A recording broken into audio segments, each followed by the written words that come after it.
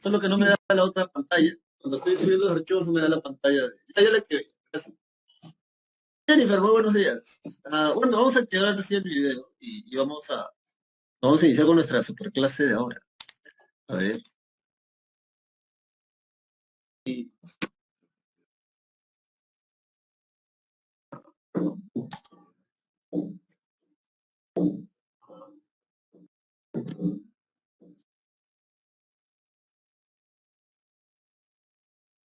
bueno, a ver, vamos a... Tal vez tampoco. Ay, espérense, saquen su separata y vamos a... Ya está. Bueno, entonces, muy buenos días una vez más con cada uno de ustedes. Espero que te haya ido bien el transcurso de esta semana, que hayas podido estar estudiando. Creo que te faltan 2 semanas para tu examen, ¿verdad? Que nada, ya sabes, tienes que estar concentrado y concentrada. Además hay gente que se está quitando, así que, o sea, tienes que terminar de una posición mejor de la que iniciaste, ¿verdad? Esto no se acaba hasta el último examen, así que bueno. Bueno, la clase inicia donde nos quedamos en Historia Universal la semana pasada, y de hecho esta clase está en paralelo con lo que está ocurriendo en el continente americano. ¿Te acuerdas? A partir de 1810 en adelante vienen lo que son los precursores, y luego viene el proceso de emancipación, la independencia, luego viene San Martín, Simón Bolívar, luego se quita Simón Bolívar, se quita San Martín antes, y bueno, el primer militarismo. Ahora, durante ese lapso de tiempo, ¿qué estaba sucediendo en Europa? Bueno, eso es lo que vamos a ver en esta clase. Así que, a ver, una idea interesante, porque yo sé que tú, digamos, cuando almuerzas en casa siempre escuchas la conversación de los adultos, ¿cierto? Es raro que tú participes. De hecho, anímate a participar de ese tipo de conversaciones, ¿no? Así vas a saber cómo, de qué hablan los adultos. Y a veces hablan de política, ¿sí o no? A veces hablan de tal partido, tal partido. A ti obviamente no te importa porque a ti ellos no te han de comer. Pero hablan, ¿no? Y hay gente que se molesta y se ofusca, y hay gente que hasta se pelean con los familiares, ¿verdad? Porque tú eres de tal partido y tú eres verde y yo soy, no sé, rosado, entonces estamos en partidos diferentes, ¿verdad? Bueno, ¿nunca te has preguntado de dónde viene esta idea de que hay gente de izquierda y hay gente de derecha? Yo te lo explico rápidamente. Cuando el rey Luis XVI, ¿te acuerdas? Es el que le cortaron la cabeza en la Revolución Francesa, convoca a los estados generales. La gente que apoyaba al monarca, que ya sabes son la nobleza, son los nobles tanto en el clero como eh, eh, el- los bellatores, ¿verdad? El estamento de la nobleza, la aristocracia. Ellos apoyan al monarca. Entonces ellos en la sala de reunión en París se sentaban a la derecha del monarca. Y en cambio los sans-culottes, que son los más radicales, los que vienen de provincia, los jacobinos, cuyo líder era Maximilien Robespierre, ellos se sentaban al extremo opuesto, o sea, a la izquierda. Y en el centro de la reunión se sentaba la gente que, digamos, o sea, no quería cortarle la cabeza al rey, pero tampoco, digamos, le querían almorzar con él, ¿no? O sea, de los moderados, ¿no? Los términos intermedios, ¿no? Los que están en el centro, supuestamente. O sea, no son ni muy radicales, pero tampoco son, o sea, ni muy de derecha ni muy de izquierda. Ni están con el rey, pero tampoco tan radicales. Entonces, a partir de estos sucesos, ya para el siglo XIX, y bueno, no está de más volverlo a mencionar, porque yo sé que la memoria es frágil, pero a ver, siglo XIX, ya sabes, de 1800, y si no lo sabes, aprovecha, a 1899. Recuerden, chicas, si usted me está escuchando, señorita, en esta clase, es a finales de este siglo, 1800, a finales de este siglo, donde ustedes adquieren derechos, eh, sí, donde ustedes adquieren derechos, sobre todo en la cuestión educativa. A finales del siglo XIX, las mujeres van a comenzar a ingresar por primera vez a las universidades, primero en Europa, luego en Estados Unidos, y luego aquí, en el caso de Perú, en 1905, creo, las mujeres ya pueden ingresar a la Universidad de San Marcos. 1905, 1905, así que bueno. ¿Qué es una ideología? ¿Qué son? ¿Cómo se come? ¿Qué cosa es? Lo he escuchado toda mi vida. ¿Son terroristas, profesor? No. A ver, una ideología es, como creo que te había tratado de explicar antes, es un sistema de pensamiento, es un sistema de ideas, de conceptos, que te permiten interpretar el mundo. Creo que ya te lo había mencionado antes, y si no fue a este salón, debe haber sido a otro, pero ya lo he dicho antes. Tengo un par de déjà vus, porque ya sabes que repito la clase. Pero a ver, una ideología es como tener gafas. Escucha, a ver, ¿cómo te lo explico más? Acá tengo. A ver, sí, una ideología es como tener gafas. ¿Por qué, profesor? Porque básicamente tú y yo vamos a ver lo mismo, ¿verdad? O sea, imagínate, mis gafas son, no sé, mi ideología es cristiana, ¿ya? Yo interpreto todo en función de la Biblia, entonces yo veo así, ¿no? Todo transparente. ¿no? Lo veo así todo esto, ¿no? Pero ¿qué pasa si viene alguien, por ejemplo, tiene otra ideología? Por ejemplo, es ateo y es científico, ¿no? Entonces, tiene otras gafas, ¿no?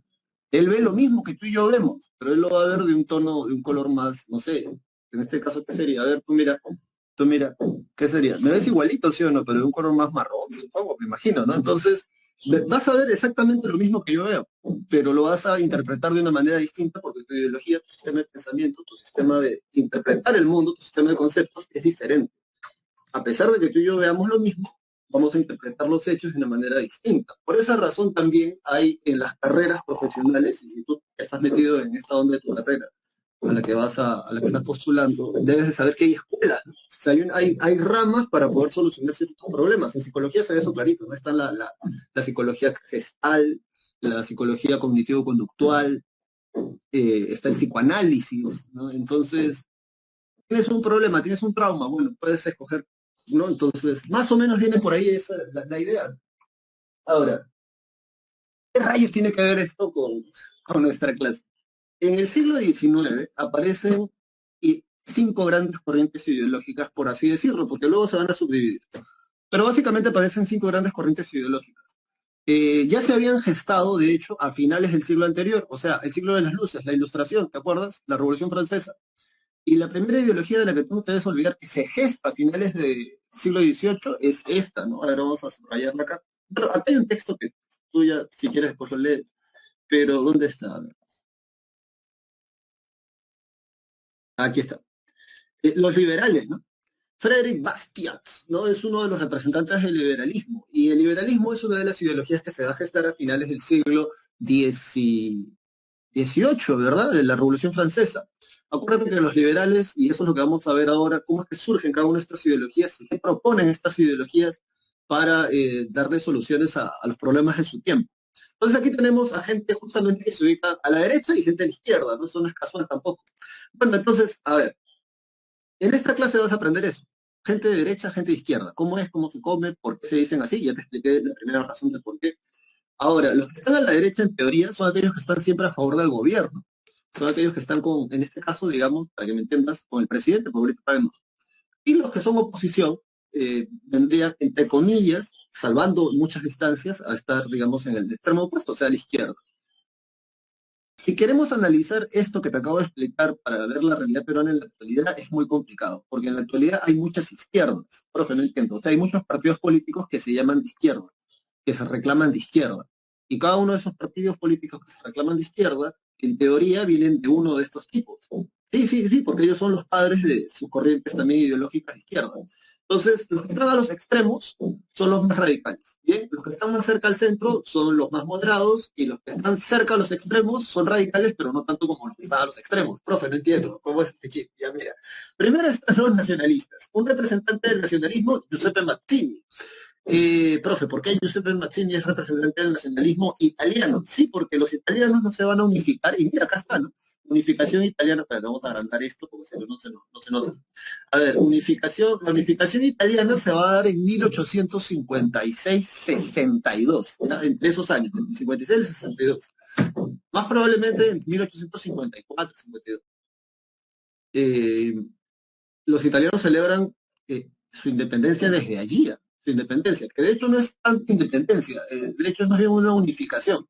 Giuseppe Mazzini es el tipo que se le ocurrió unificar todos los condados, ducados que había en lo que tú y yo conocemos en la actualidad como Italia. Por eso a él se le considera como padre de la unificación italiana. Nacionalistas. Estos locos, los nacionalistas, los más extremos, vamos a tener, por ejemplo, Benito Mussolini para el siglo XX y Adolf Hitler, porque ellos son de extrema derecha, son radicales de extrema derecha, están dispuestos a matarte con tal de implantarte tu sistema de pensamiento, a ti o al resto, ¿no?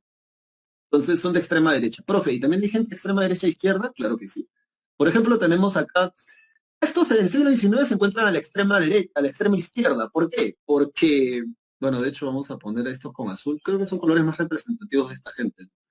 A ver, en azul, acá los de derecha, sí, Giuseppe Mazzini, y en rojo como la sangre que corre por tus venas, Mikhail Bakunin, loco, lo que quiere ser un revolucionario, no sin causa, porque revolucionario sin causa cualquiera es. O sea, a tu edad, eres adolescente, tienes entre 14, 15 a 20, 21 años, Todos son rebeldes a pedal. Eres incomprendido, sientes que nadie te para bola, sientes que nadie te entiende, eso es lo más normal del planeta. Pero ser un rebelde con causa, eso es otra cosa. Y ya tener una causa para ser rebelde, eso es una cosa muy poderosa. Lo normal es que seas rebelde en la adolescencia, eso te lo explican en el colegio, ¿verdad? Cambios hormonales, todo lo demás, ¿no? Pero Mikhail Bakunin, él es el padre del anarquismo, o considerado uno de los padres del anarquismo. El tipo va a decir que ninguno de estos tipos, o sea, Karl Marx, Robert Owen, Metternich, Bastiat, representante de los liberales, Mazzini, representante de los nacionalistas, los anarquistas van a decir, ninguno de ellos tiene la razón, ¿no? El ser humano siempre vive oprimido bajo alguna forma de gobierno. Entonces lo que hay que hacer es acabar con esas instituciones que tratan de gobernar al ser humano. ¿Cómo? Sí, sí, el ejército, la iglesia y el Estado, van a decir los anarquistas, que la mejor forma de liberar al ser humano es educándolo, es haciendo que se instruya, que se ilustre, y así va a romper las cadenas de la ignorancia y se va a liberar. Por lo tanto, el ser humano debe de acabar con cualquier forma de gobierno. Eso van a proponer los anarquistas. Son más radicales que estos, ¿ah? Y en la actualidad se supone, en teoría, y lo voy a decir así muy claramente, Sendero Luminoso, el MRTA, se supone que ellos habían leído a este tipo, a Karl Marx, ¿no? Y bueno, y tratando de poner su manera de pensar, su ideología terrorista, entonces no, hicieron una guerra cabra, estalló una guerra civil. Pero este es más radical, aunque no lo creas, porque este dice, no, ninguna forma de gobierno. Esos son los anarquistas y eso es más o menos lo que vamos a ver ahora. Por eso este se encuentra en la extrema izquierda, a pesar de que estos también son, ellos creen en la lucha armada, ¿eh? Karl Marx cree en la violencia histórica. Karl Marx va a decir, estudiando historia, que, que algo que prueba la historia es que si la gente no sale a protestar por sus derechos, nadie te lo va a dar. Y eso es cierto, eso se ve desde la época de los romanos. ¿Te acuerdas de la ley de las 12 tablas? ¿Por qué fue? ¿Por qué se dio la ley de las 12 tablas? ¿Alguno de ustedes se acuerda de esas preguntas así que salen así durante la clase? Así? ¿Se acuerdan ustedes por qué se dio farándula? Dice Jennifer Ivette Marengo Sáenz. Sáenz es el apellido de una de las amantes de Simón Bolívar. ¿Sabían eso? Manuelita Sáenz se llamaba, quiteña. Era full, murió en el puerto de Paita de fiebre amarilla o peste, creo, una vaina así. Quemaron todas las cartas que ella tenía de Simón Bolívar. Los plebeyos luchan, muy bien. A ver, Jennifer Ivette dice, profe, los plebeyos. Ah, Omar también ha contestado, Omar, bien, Omar. ¿Qué dice Omar? Dice, se fueron al monte de los plebeyos, profe. Jennifer dice los plebeyos. Sí, sí, los plebeyos. ¿Qué hicieron los plebeyos? Se fueron al monte, dejaron rompa, ¿sí o no? Nicole Altamirano Ruiz dice, plebeyos luchan, profesor. Sí, claro que sí. Ahora, ¿pero qué consiguieron con esa lucha? ¿Qué consiguieron con esa protesta? ¿Fue que no consiguieron nada? No, eso es una cosa histórica, loco, loca. Más de 2000 años después seguimos estudiando ese suceso. Igualdad jurídica, muy bien, Omar. La ley de las 12 tablas, ¿no? Igualdad, muy bien. Natalia, ¿no? Plebeyos luchan para tener la igualdad, sí, igualdad jurídica entre patricios y plebeyos. Ley de las 12 tablas. Muy bien, esa gente ya está encaminada a su objetivo, ¿no? Igualdad jurídica, profe, dice Xiomara, sí, claro que sí. Johan Egovial, no, Eguavil, ¿no? ¿Cómo se pronuncia ese? Plebeyos y patricios, igualdad jurídica. Muy bien, entonces sí, ¿ves? Entonces Marx va a decir eso, ¿no? Marx va a decir, mira, loco, loca. Cada vez que ha habido un cambio social, o sea, cada vez que las estructuras sociales se han movido, donde los dominados ya no dominan tanto perdón, donde los dominadores ya no gobiernan con mano tan dura a los dominados, porque los dominados van a tratar de quitarles el poder, ¿no? Y en eso es lo que Marx llama la lucha de clases. Siempre hay gente arriba, siempre hay gente abajo, entonces siempre hay una lucha entre esos, ¿no? Siempre hay lucha entre la gente que domina, siempre hay lucha entre la gente que está abajo. Y eso es el cambio social, el cambio histórico. Pero bueno, cada una de esas cosas las vamos a ver ahora en detalle porque básicamente esto fue la introducción. Y porque, o sea, ideología, ¿no? No vale la pena mencionártelo. Entonces ahora vámonos para acá. Robert Owen, por cierto, también es socialista utópico. Karl Marx es socialista científico. Von Clement Metternich es conservador. Acuérdate que ellos quieren conservar la estructura social, el sistema económico y político, el absolutismo, por eso se llaman conservadores. Frederick Bastiat es liberal y Giuseppe Mazzini, junto con Johann Fichte, alemán, padres del nacionalismo alemán. Bueno, vamos a la página número 2. Omar Guerra dice, luego los hermanos Graco, profe. Sí, los hermanos Graco, ¿no? Los tribunos de la plebe, ¿no? Los que defendían los derechos de la plebe. Bueno, ya, vamos para acá. Vamos a achicar esto para que ustedes vean. Pero otra vez tenemos la misma idea, ¿no? Gente a la derecha, gente a la izquierda. Aquí tenemos a la derecha. Tenemos a los liberales, nacionalistas y a los conservadores. De la izquierda tenemos a los socialistas y a los anarquistas. Pero ojo, mucho cuidado. Los socialistas se van a dividir en dos. O al menos así apréndelo para la pared. Porque ya si te vas a una academia o si vas a la universidad, ahí hay talleres que te van a enseñar toda la historia de la izquierda. Y hay gente que todavía le tiene fe a esa ideología. Particularmente, pues, no sé, ¿no? A mí la más chévere me parece la ideología liberal. ¿Por qué? Ya te lo voy a explicar en un momento. De hecho, ahora te lo voy a explicar. A ver, liberal, libre, libertad. ¿Qué cosas quieren? ¿Cómo se come? ¿Cómo se vive eso, profesor? ¿Por qué usted dice que esa ideología es chévere y las otras, bueno, no sé? Bueno, al menos la bien aplicada, porque ojo, voy a decir una cosa y mira que esto se está grabando. Mario Vargas Llosa, que a ti te puede gustar o no, ya sabes, Premio Nobel de Literatura, San Marquino, escribió La ciudad de los perros, eh, sí, ¿no? Ah, El sueño del Celta, La guerra de los mundos, El pez en el agua, etcétera, ¿no? Candidato presidencial junto con Alberto Fujimori en los 90. Mario Vargas Llosa dice o sea, no, no, sí, claro, que él es el único liberal convicto y confeso. Porque en el Perú realmente no hay liberales. Y tú dirás, ¿cómo, profesor? Pero hay mucha gente de derecha en el Perú. Ah, pero ahí se estaba explicando, pues, no sé, que haya gente de derecha no significa que sean liberales. Porque realmente para que tú seas liberal tienes que cumplir dos requisitos básicos para que seas liberal. El primer requisito para que seas liberal es que seas tolerante.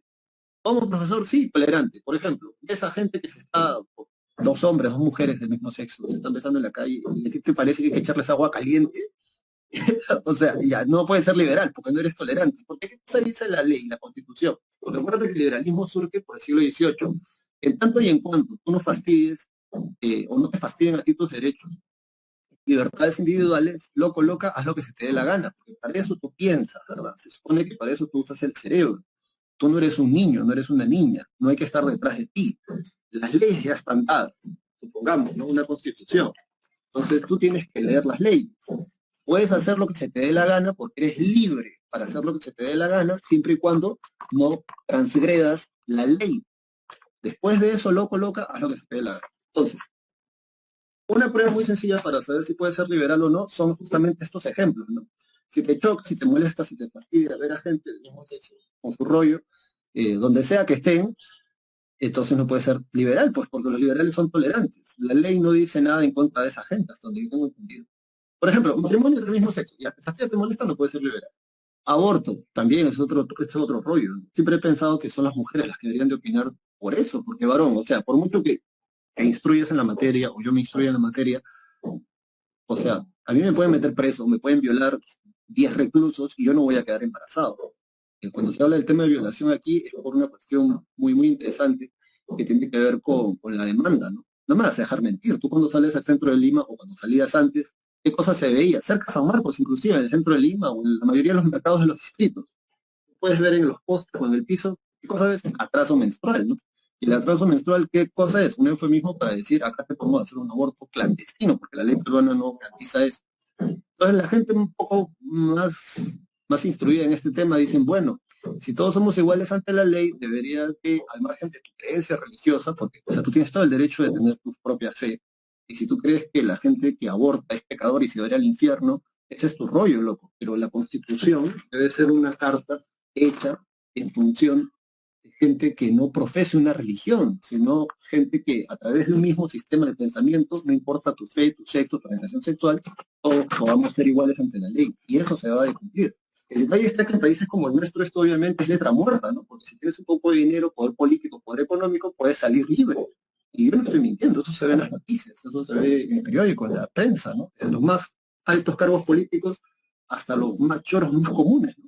Estos choros que te asaltan una tienda, una pollería, a veces son gente que tiene 10 denuncias y han salido 2, 3 veces presos, ¿no? ¿Por qué salen? ¿No?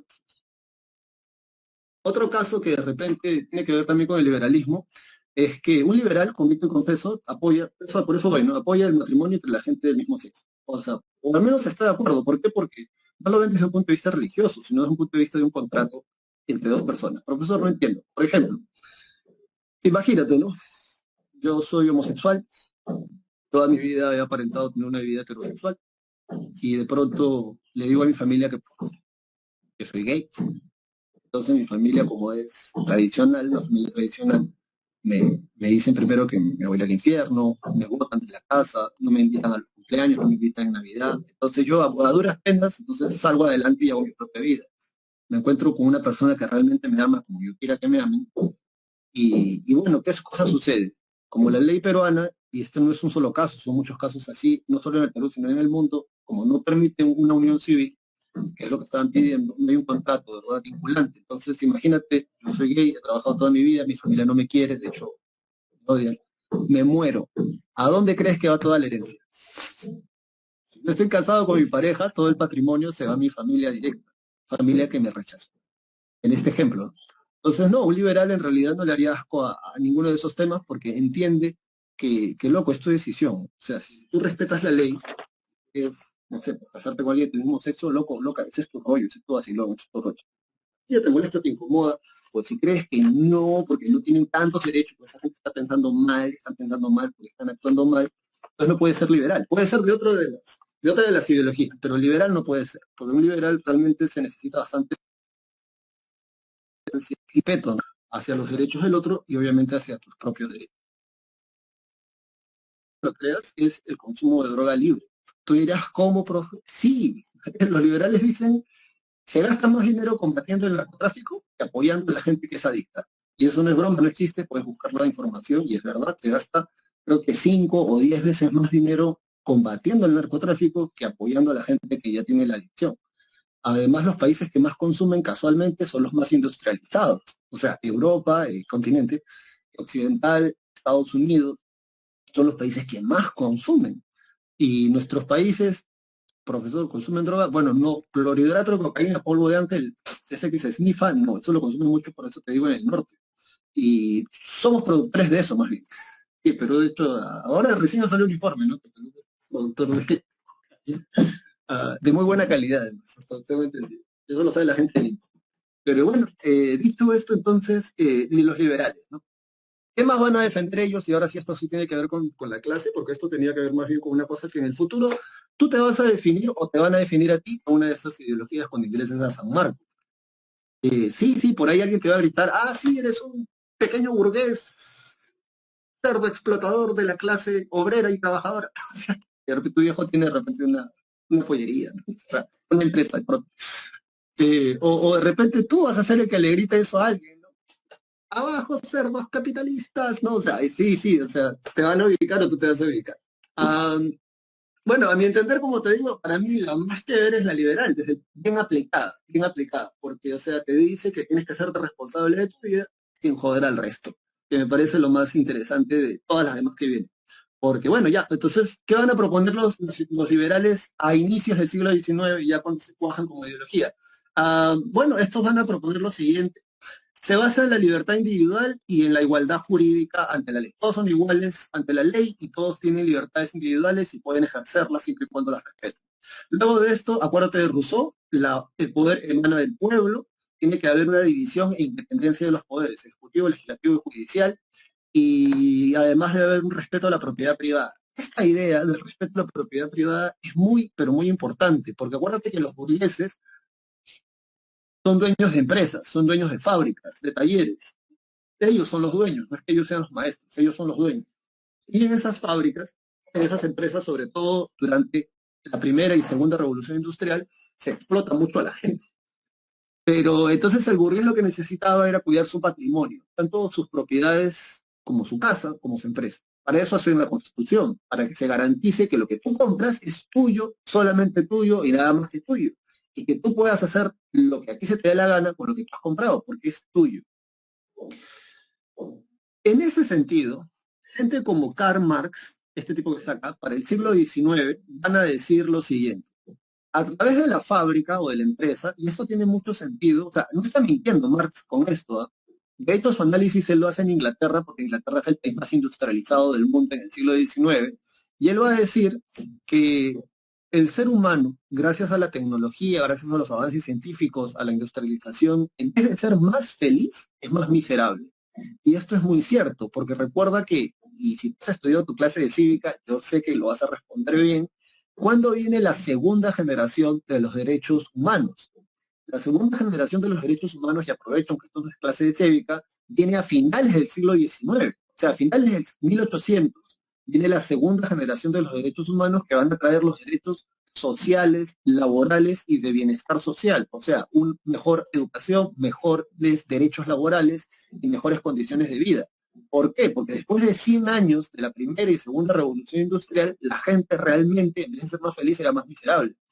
¿Por qué? Porque trabajaban más de 14 hasta 16 horas diarias en las fábricas. Y esto es lo que estoy adelantando porque es algo que no dije cuando nos tocaba hablar de la primera y ahora que nos toca hablar de la segunda revolución industrial. Entonces, trabajan hombres, mujeres, niños, tu papá, tu mamá, tu abuelo, tu sobrino, tu hermano, trabaja todo el mundo. Profe, ¿por qué trabajan los niños? Bueno, se decía que como los niños tienen las manos más pequeñas, los bracitos más pequeños, podían introducir sus manos, sus brazos en lugares donde un adulto ya no podía y hacía atornillar o limpiar o desatornillar algo. Entonces trabaja todo el mundo. Como no hay derechos laborales, ah, no tienes un día de descanso, no tienes seguro, no tienes gratis, no tienes pavo, no tienes paletón, no tienes aguinaldo, no tienes, o sea, no tienes los derechos que ahora de repente alguno de tus familiares sí gozará si está trabajando en una empresa formal. La gente va a empezar a protestar, ¿no? Por eso van a empezar a protestar y se va a dar esta segunda generación de los derechos laborales. Ahora, ¿qué rayos tiene que ver eso de la propiedad privada con esto que estoy hablando de la queja de Marx y todo esto? Bueno, que Marx va a decir que la fábrica, que es la propiedad privada del burgués, es el medio, es la forma mediante la cual se explota al trabajador. Entonces lo que hay que hacer, van a decir los socialistas, mira acá, van a defender ellos la propiedad colectiva, pero mucho cuidado porque aquí hay gente que inclusive ya es profesor, ya son doctores y todavía no lo han entendido en San Marcos. Cuando Marx habla de la propiedad privada en el Capital, son 2 tomos de 500 páginas de este tamaño, yo no te voy a mentir, solo leí la introducción, pero al menos ahí tú entiendes que cuando Marx, como socialista científico, habla de la propiedad, hay que colectivizar la propiedad privada del burgués. No se refiere a tu auto, a tu casa, a tu esposo o a tu esposa, mi propiedad privada, como dice la canción, sino se refiere a la fábrica, que es el medio de explotación del trabajador, porque ahí sufre, trabaja más de 16 horas, de lunes a lunes, no tiene, entonces cuando ellos, los socialistas, dicen que hay que defender la propiedad colectiva, se refieren a que la fábrica, que es la forma mediante la cual se explota el trabajador, sea dada a los trabajadores, para que ellos mismos puedan organizar su horario de trabajo, su sueldo, etcétera, y así no ser tan explotados. Pero no se va a explotar a sí mismo, ¿no? Y en ese sentido, por eso son corrientes opuestas, ¿te das cuenta? Por eso hasta el día de hoy Estados Unidos es el cuco, ¿no? Del país, porque supuestamente Estados Unidos es el país representante del liberalismo, ¿sí o no? Y bueno, hasta antes de que terminara la Guerra Fría, la Unión Soviética, la Unión de Repúblicas Socialistas Soviéticas eran representantes del socialismo, pero no cualquier socialismo, ¿eh? El socialismo científico. Y ellos justamente lo que van a hacer es las pocas fábricas que tenía el Imperio Ruso, porque eran muy pocas en realidad, van a volver colectivas en función de la ideología de Marx. Y por eso hasta el día de hoy son opuestos, ¿ah? Por eso son un versus, ¿no? Se supone en teoría que bueno, en realidad aquí en el Perú no hay liberales, aquí lo que hay son neoliberales y solo en cuestiones económicas, porque en cuestiones políticas no hay liberales, ¿no? Hay neoliberales y esos neoliberales son más bien de cuestión, son por una cuestión económica, no política, no social. Pero bueno, entonces por esa razón en la actualidad la gente de derecha en este país, como dice César Gillibrand, la derecha bruta, ignorante y achorada, ah, le tiene una cosa muy, muy pendiente a la gente, entre comillas, que es de izquierda, porque ya sabes que aquí en el Perú también hay muchas izquierdas, no hay una sola izquierda, está Patria Roja, estaba la gente de Sendero, del MRTA, luego han aparecido nuevos grupos, Movadef está hasta hace unos años mencionado también por ahí, y son ideologías, ¿no? Que justamente parten de la izquierda y que justamente por estos principios, como por ejemplo, mira, la lucha de clases, va a decir Marx, ¿no? Explica el cambio histórico. Los socialistas científicos se van a diferenciar de los utópicos porque los socialistas científicos sí creen en la lucha armada. Ellos van a decir que para que haya un cambio social, o sea, por ejemplo, para que se dé una ley como la ley de las 12 tablas, no tienes que ir a protestar, tienes que luchar, tienes que defender, tienes que reclamar. Si es posible de una manera violenta, bueno, la historia demuestra que casi todo cambio social se ha dado con luchas violentas. Entonces eso es lo que va a decir Marx. Luego dice, el capital es una fase histórica, sí, porque Marx habla de que primero viene la sociedad la sociedad primitiva, neolítico, acuérdate, no hay leyes, la gente se vuelve agricultora, tienes mucho espacio, la gente cultiva para la comunidad. Imagínate un ello, eso le llama Marx la sociedad primitiva. Luego viene la sociedad esclavista, imagínate el imperio egipcio, imagínate el imperio romano. ¿Por qué le dicen sociedad esclavista? Porque su modo de producción se basa gracias a la mano de obra esclava. Luego viene la sociedad feudal, donde Marx dice que el modo de producción de la sociedad feudal es gracias al control de la tierra junto con los siervos y campesinos, ¿no? Entonces, los señores feudales son dueños de la tierra, es lo que sirve para explotar y oprimir a la gente. Cuando llega el capitalismo, que es otra fase histórica, el burgués es dueño de la fábrica que sirve para explotar a la gente. Bueno, es la siguiente etapa, van a decir ellos. Mira acá porque eso sí la he preguntado, así que presta atención. La siguiente etapa va a venir a ser lo que se conoce como la fase socialista. Profesor, ¿y esa fase socialista en qué consiste? ¿Cómo es? Mira que esto ya ha preguntado la prensa, así que va a ir a San Marcos también en general. Luego de esa fase capitalista que te está explicando, viene lo que se conoce como la dictadura del proletariado, que es la fase socialista. Profe, ¿qué es la dictadura del proletariado? Escúchame. Cuando, se, cuando los obreros de las fábricas toman conciencia de clase, o sea, cuando un obrero, cuando un trabajador de una fábrica reconoce que es explotado por el burgués, porque trabaja más de 14 horas diarias, no le dan gratis, no le dan panetón, no le dan descanso dominical, no tiene seguro médico, toma conciencia de clase y se vuelve proletario. Y hay gente que no entiende tampoco eso. Un proletario, según la ideología socialista marxista, es alguien que trabaja en una fábrica y que toma conciencia de clase. O sea, sabe que está en lo último de la pirámide social y que hay gente que está arriba, viviendo arriba, porque lo está explotando. Cuando tú tomas conciencia de eso, dice Marx, te vuelves un proletario, alguien que va a luchar por sus derechos y que va a tratar de eliminar la propiedad privada, o sea, la fábrica. Ese es el medio por el cual se explota el trabajo. Y bueno, una vez que los obreros han tomado las fábricas, viene la siguiente fase, que es donde se va a eliminar la propiedad privada. O sea, las fábricas ya no van a ser de una sola persona, que explota el resto, ahora van a ser de los trabajadores. ¿Y cómo se le llama a esa fase? La fase comunista. Entonces, esto es sencillo. Cuando los proletarios toman el poder, eso es la fase socialista. Y cuando se elimina la propiedad privada, esa es la fase comunista. En teoría, debería de existir otra fase, pero ya eso ya es un rollo que ni la propia gente de la izquierda aquí entiende. Pero bueno, dicho esto entonces, profe, ¿quiénes son los socialistas utópicos? Bueno, los socialistas utópicos se diferencian de los científicos porque ellos creen que van a lograr el cambio social mediante formas pacíficas. Representante de ellos, este sujeto que está acá, Robert Owen, representante de los socialistas utópicos. Tiene una obra llamada Libro del Nuevo Mundo Moral. Robert Owen es un burgués de Inglaterra que va a tener su fábrica conocida como la New Lanark. En esa fábrica de la New Lanark, él va a implantar sus ideas de socialismo pacífico.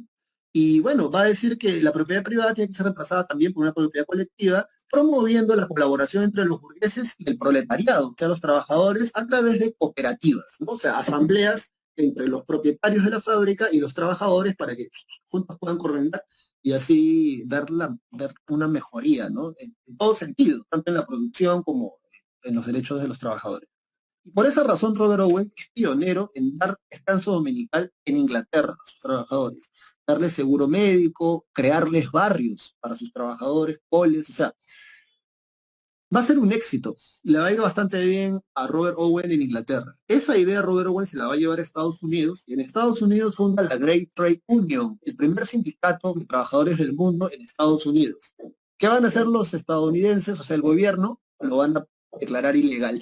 Porque obviamente, claro, ¿no? O sea, un burgués liberal no quiere que tú reclames por derechos, ¿verdad? Porque si todos somos iguales ante la ley y si la ley no existe, o sea, no existe una ley que defienda tus derechos, pues todos estamos bien, ¿no? Pero pucha, cuando salen a protestar ya no, pues no, ¿no? Porque si esa ley se impone va a ser para todo el mundo. Entonces, nada que descanso de trabajo de 8 horas, descanso normal, no, eso no puede ser, ¿no? Entonces, por eso justamente un inicio también hay problemas.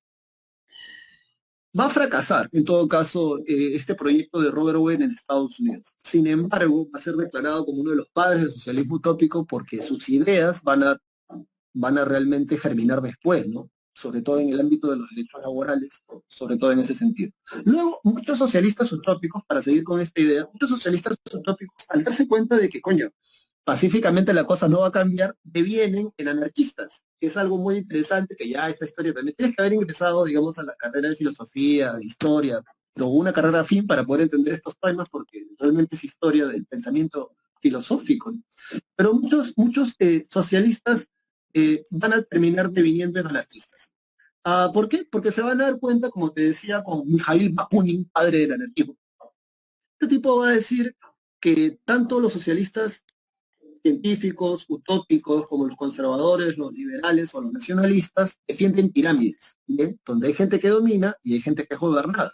Entonces, ¿qué van a decir? Y eso lo ha preguntado la PRE hasta el cansancio, ¿eh? O sea, la PRE ha preguntado por cada una de estas 5 ideologías, que es bastante sencillo, realmente, si sabes cuáles son las características que defienden cada ideología. Y los anarquistas promueven la supresión, eliminación, aniquilación, exterminio del Estado y de toda forma de gobierno. Esa es la más sencilla, por eso te digo. Planteando la creación de sociedades de autogestión. Profe, ¿cómo es una sociedad de autogestión? Como como en la Edad Media o como en el Tahuantinsuyo, que era una sociedad autárquica, algo así, ¿no? Que cada pueblito, cada distrito genere los recursos necesarios para que pueda existir. Pero eso no se va a lograr si no se educa al pueblo. Porque ellos van a decir esto, ¿no? O sea, no vamos a eliminar al Estado ni a esta forma de gobierno tan que nos oprime si el ser humano no se libera de las cadenas de la ignorancia. Entonces los anarquistas van a proponer justamente un buen sistema educativo. Es una cosa muy loca. Yo espero que tú algún día tengas la oportunidad de confirmar lo que te estoy contando, que los colegios más famosos o de más prestigio, por ejemplo en Italia y en España y en Francia, que es el caso, son los 3 casos que yo conozco, porque de hecho, si no me equivoco, es para toda Europa Occidental, los mejores colegios son colegios públicos, no colegios del Estado. Yo no sé a nosotros quién nos ha vendido la idea, y o sea, ojo que no estoy aquí diciendo nada en contra de la gente que tiene una educación privada, ¿no? Pero hay algo muy cierto que me lo dijo mi profesor, es un profesor que enseña todavía en la PRE, que también enseña en la carrera de historia, y le va a decir algo muy interesante que hasta el día no me he olvidado. 10 años, quizá 12 años, estudiando en un colegio privado, que decía que era preuniversitario, ¿verdad? Que decía que te enseñaban inglés, francés y no sé qué más. Ya, 10 años, ¿eh? 12 años en un colegio privado, o en 2 o en 3. ¿Por qué estás aquí? O sea, si realmente la educación que a ti te han dado es una educación de calidad, ¿qué haces aquí escuchando esta clase? Porque se supone que te han cobrado mucho dinero durante 10, 12 años para que evites este tránsito y pases de frente a la universidad dando un examen óptimo. Pero eso es algo que tampoco recuerdan los padres, ¿verdad? ¿Quién estudia cuando estaba en el cole? O sea, estudiar, ¿no? Agarrar la clase, después de la clase leer. Claro, ¿no?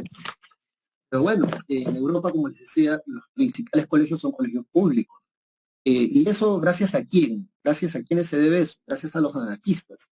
De hecho, allá en Europa, ser de izquierda o ser anarquista no es mal visto.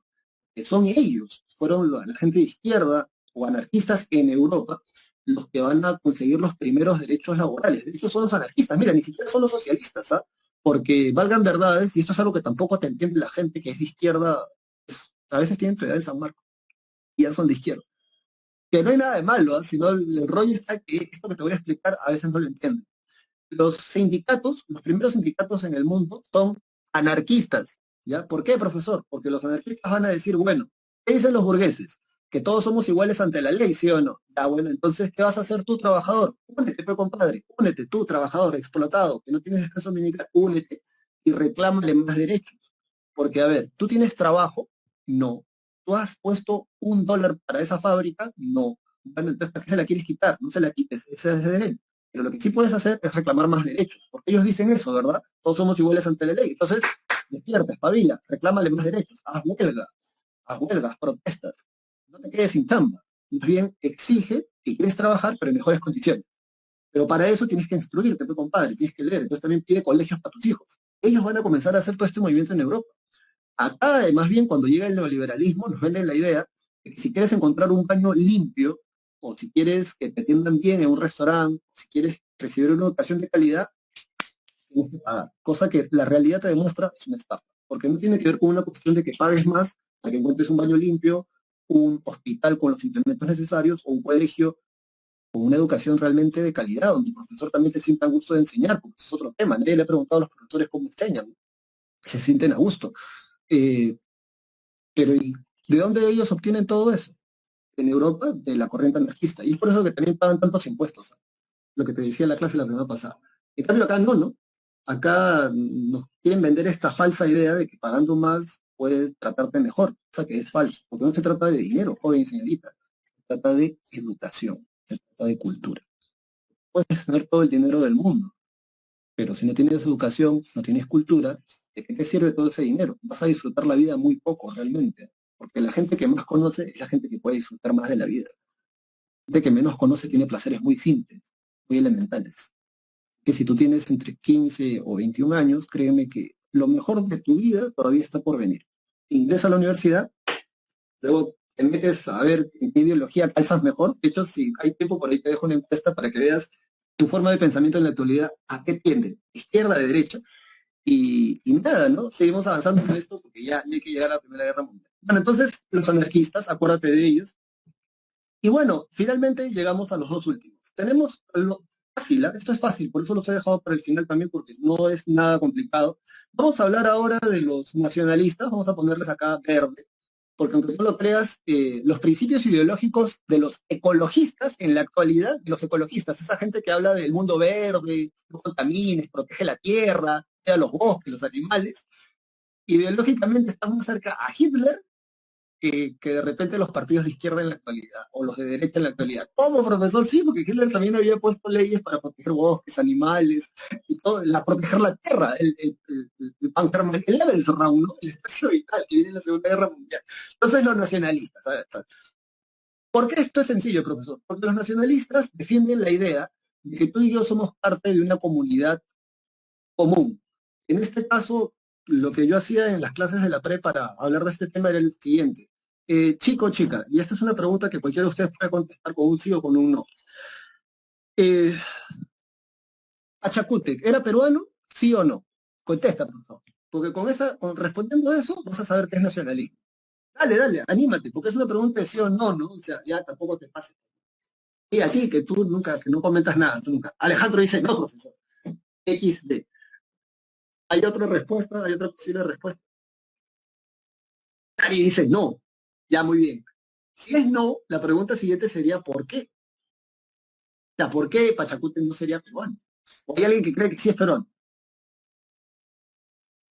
Omar dice, 11 años de enseñanza pública en colegio religioso, pero ya, pues, no, o sea, al menos no pagaste, no, tus viejos no pagaron, digamos, dinero durante 11 años, ¿verdad? Un colegio privado para que después descubran que quiere ser, no sé, tecnopuntero, por ejemplo. No hay nada de malo tampoco con eso, pero loco, loco. O sea, dale al chico aquello que necesite para que desarrolle su espíritu, su creatividad, y no para que desarrolles aquello que tú no desarrollaste cuando tenías la edad de tu hijo o tu hija, ¿no? Una vaina así. Era el Tahuantinsuyo. Muy bien, Sebastián Causo. Nicolás Altamirano Ruiz dice, sí, profesor. Omar dice el Tahuantinsuyista. Sí, a ver, entonces, con esta pregunta es interesante porque eso es nacionalismo. Escúchame, para pasar a otro tema. Los nacionalistas piensan o te hacen creer que nuestro país ha existido siempre. O sea, cuando yo estaba en clases de cole, en secundaria aquí, en Perú, hablaban de los antiguos habitantes del Perú. Y los antiguos peruanos, decía, ¿no? Los antiguos peruanos, los antiguos habitantes del Perú. Pero, valgan verdades, si te pones a pensar un poco, el Perú como república existe desde 1821, 1824, como república, porque antes de eso era virreinato del Perú. La gente que nace dentro del virreinato del Perú no se considera peruano o peruana, que para ti o para mí es algo muy normal eso, ¿verdad? Pero no, la gente que nace en el virreinato del Perú se considera súbdito del rey de España, sirviente del rey de España. Y la gente que nace en el Tahuantinsuyo se cree súbdito del Zapa Inca, no, porque cada uno tiene su propio pueblito, vive en sus propios lugares, es un castigo más bien si te mandan a otro lugar a vivir, o si te lo piden de favor, pero el caso es que cada uno sabe dónde vive, cada uno sabe dónde está, y son muy regionalistas en ese sentido. En cambio, esta idea de que tú y yo somos parte de esta comunidad llamada ser peruano, ser peruana, de este territorio llamado Perú, esa es una idea muy reciente, que casualmente, idea muy reciente, que nace, ¿cuándo nace eso? En el siglo XIX. ¿Y cuándo se va a independizar Perú? En el siglo XIX. Entonces, sí, los nacionalismos surgen en el siglo XIX. Que por cierto, los nacionalismos vienen de los burgueses, ¿ah? Surgen del romanticismo del siglo XIX, profe, no entiendo. Sí, porque los románticos van a tomar mucho la poesía, los cuentos y las historias locales. Como son historias locales, son historias regionales, se vuelven historias nacionales donde todo un conjunto de personas van a pensar o van a imaginarse como parte de esa comunidad. Caso de los alemanes, caso de los italianos. Y aquí justamente tenemos, ¿no? Dice, sostienen que existe una comunidad soberana unida, mucho cuidado, ¿ah? Por vínculos de raza, en la actualidad se dice etnia, aunque esa palabra para los años de los cuales estamos hablando está bien porque el término raza en el siglo XIX se usaba mucho, solo que en la actualidad decimos etnia. Lengua, historia, religión también, ¿ah? Y tradiciones en común. Defienden el derecho de la autodeterminación política de cada nación, o sea, que cada nación elige el sistema de gobierno que quiera y exaltan la patria, o sea, morir por la patria, morir por la nación.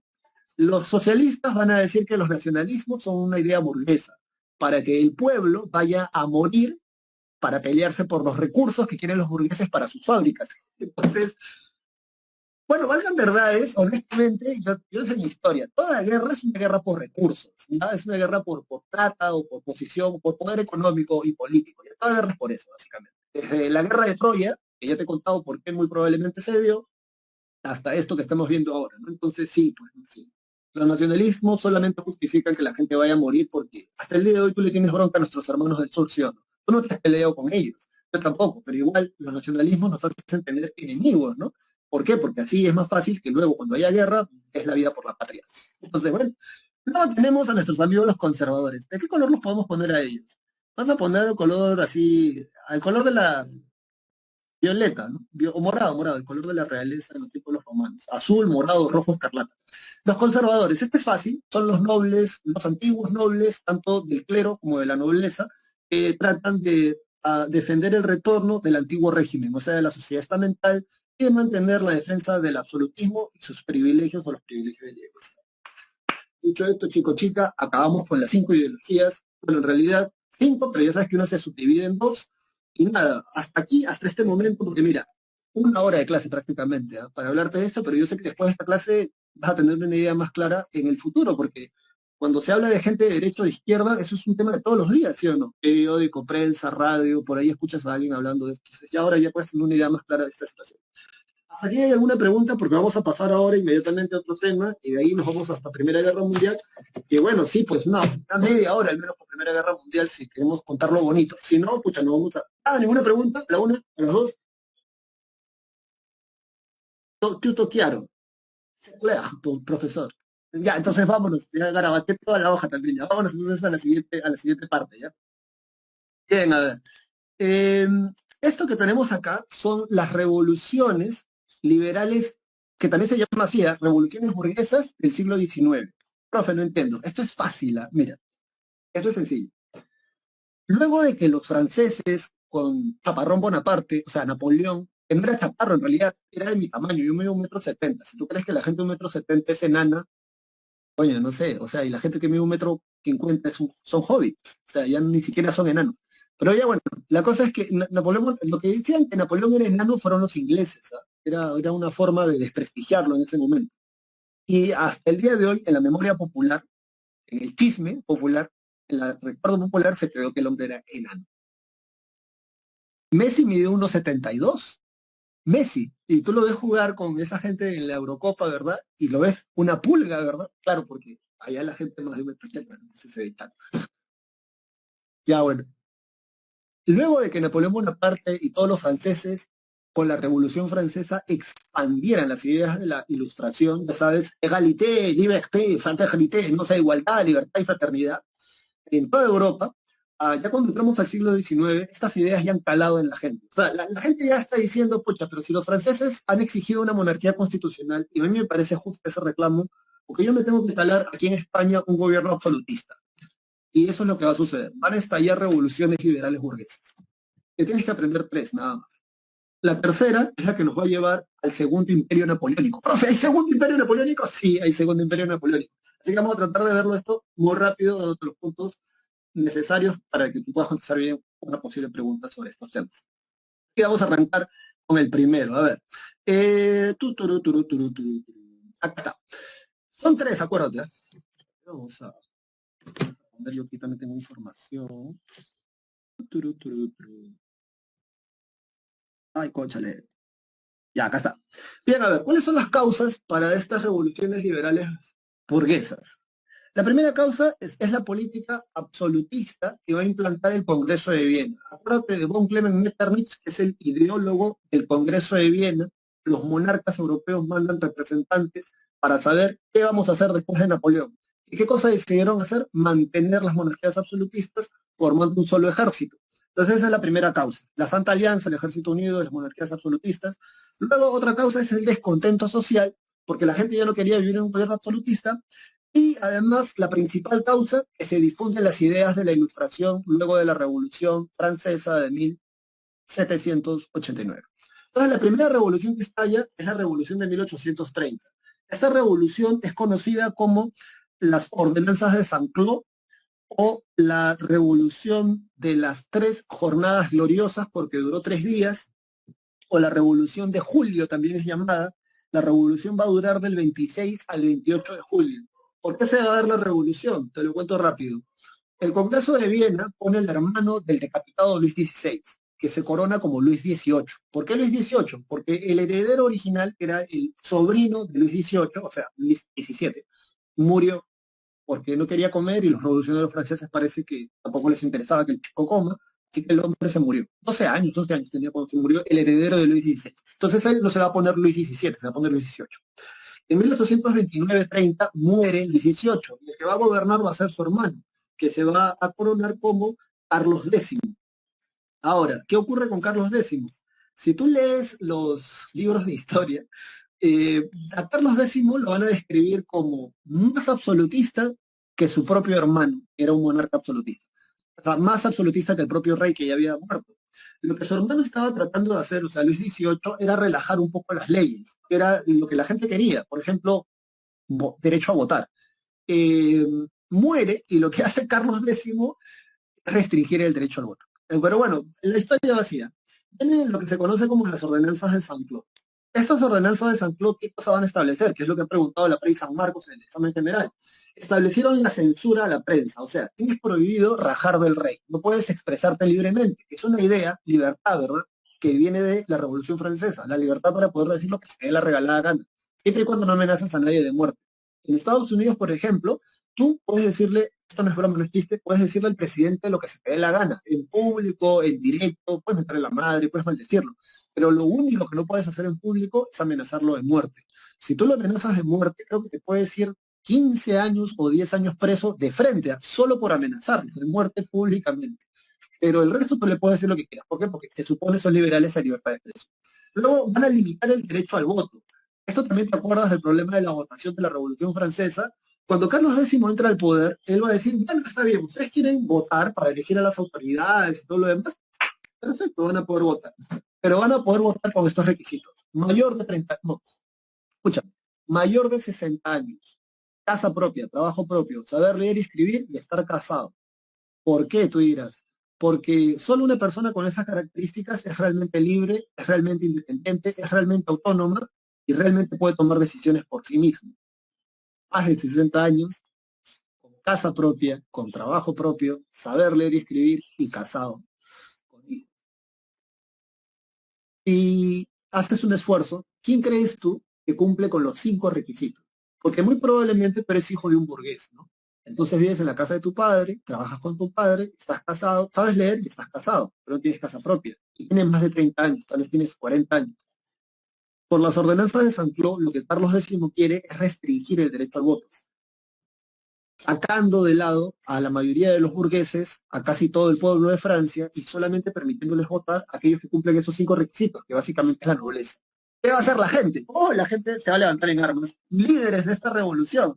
El pueblo va a pedir la renuncia de Carlos X y Luis Felipe de Orleans, que es un burgués, va a ser propuesto como nuevo candidato, porque Carlos X finalmente termina renunciando a la corona francesa y el hombre huye a Inglaterra, ¿ya? Ahí se va a quitar, huye a Inglaterra. Entonces, ¿qué van a hacer los franceses? Van a declarar la monarquía constitucional, o sea, vamos a tener un monarca por el cual vamos a votar, pero ese monarca tiene que respetar la constitución hecha por los representantes del pueblo. Y bueno, Luis Felipe de Orleans va a ganar las elecciones prometiendo algo como buen político, o sea, completamente malo, que después no va a cumplir. ¿Qué cosa va a ser el que va a prometer y por qué la gente va a votar por él? Luis Felipe de Orleans coronado luego como Luis Felipe I, el rey burgués, va a prometer dar el derecho universal masculino al voto, para que todos los hombres mayores de 21 años puedan votar. Chicas, ustedes ya saben que ustedes no figuran hasta el final. Entonces, el tipo gana las elecciones así. Gracias a esta revolución, como puedes ver en el mapa, luego van a estallar otras rebeliones en otros países, los estados pontificios, Hannover, Bélgica, Sajonia y Polonia, expandiéndose aún más. Entonces, ¿qué más tenemos acá? Pérez. Ay, cóchale. Hay algo más que de repente me estoy. No, esto no es. ¿Por qué? ¿Por qué? Me estoy adelantando. Ya está. Hay algo más que de repente me falta mencionar. Vamos a ver. Surge como consecuencias de esto, entonces, consecuencias, profesor, ¿cuáles son las consecuencias? Ya, surgen la sociedad de carbonígeros, que son como que gente que conspira o que raja del gobierno, y la constitución del clero liberal. Consecuencias de eso. Vámonos a la segunda parte rápidamente. La revolución de 1848. Profe, esta revolución, ¿con quién tiene que ver? Con Luis Felipe I de Orleans, de hecho. ¿Cuáles son las causas? Lee conmigo acá. A ver, dice. Luis Felipe I, el rey burgués, va a prohibir los banquetes. ¿Qué son los banquetes? Dice reuniones políticas para silenciar los reclamos de una reforma electoral. Ya, esto te lo cuento así porque esto es por historia, ¿ya? Escúchame. Luis Felipe de Orleans gana las elecciones prometiendo algo que no cumplió. El derecho universal a hombres mayores de 21 años para que puedan votar. Él se pliega a la alta burguesía. Cuando tú escuches alta burguesía, piensa en dueños de bancos, dueños de grandes empresas. ¿Ya? Son burgueses que tienen mucha plata, asquerosamente ricos. Entonces, estos burgueses van a convencer a Luis Felipe I de Orleans de que no cumple su promesa electoral, por así decirlo, ¿no? El tipo les va a hacer caso. Cuando eso surge, los franceses en París van a comenzar a tener reuniones, tertulias, es el término, digamos, técnico, donde, ¿qué cosa es una tertulia? Para que te hagas una idea. Imagínate que tú seas hombre o mujer, un día invitas a 5 o 6 de tus amigos a tu casa a tomar café. Y no estoy bromeando, ¿ya? Café. Dicen que el café fue muy importante durante la Revolución Francesa porque, aunque tú no lo creas, el café sirve para concentrar, te despierta. Ojo, no te vayas a tomar 2 litros de café, ¿no? Pero como ya te había dicho antes, medio dedo de, sí, sí, un poquito de café antes de tu examen para que puedas estar concentrado y atento.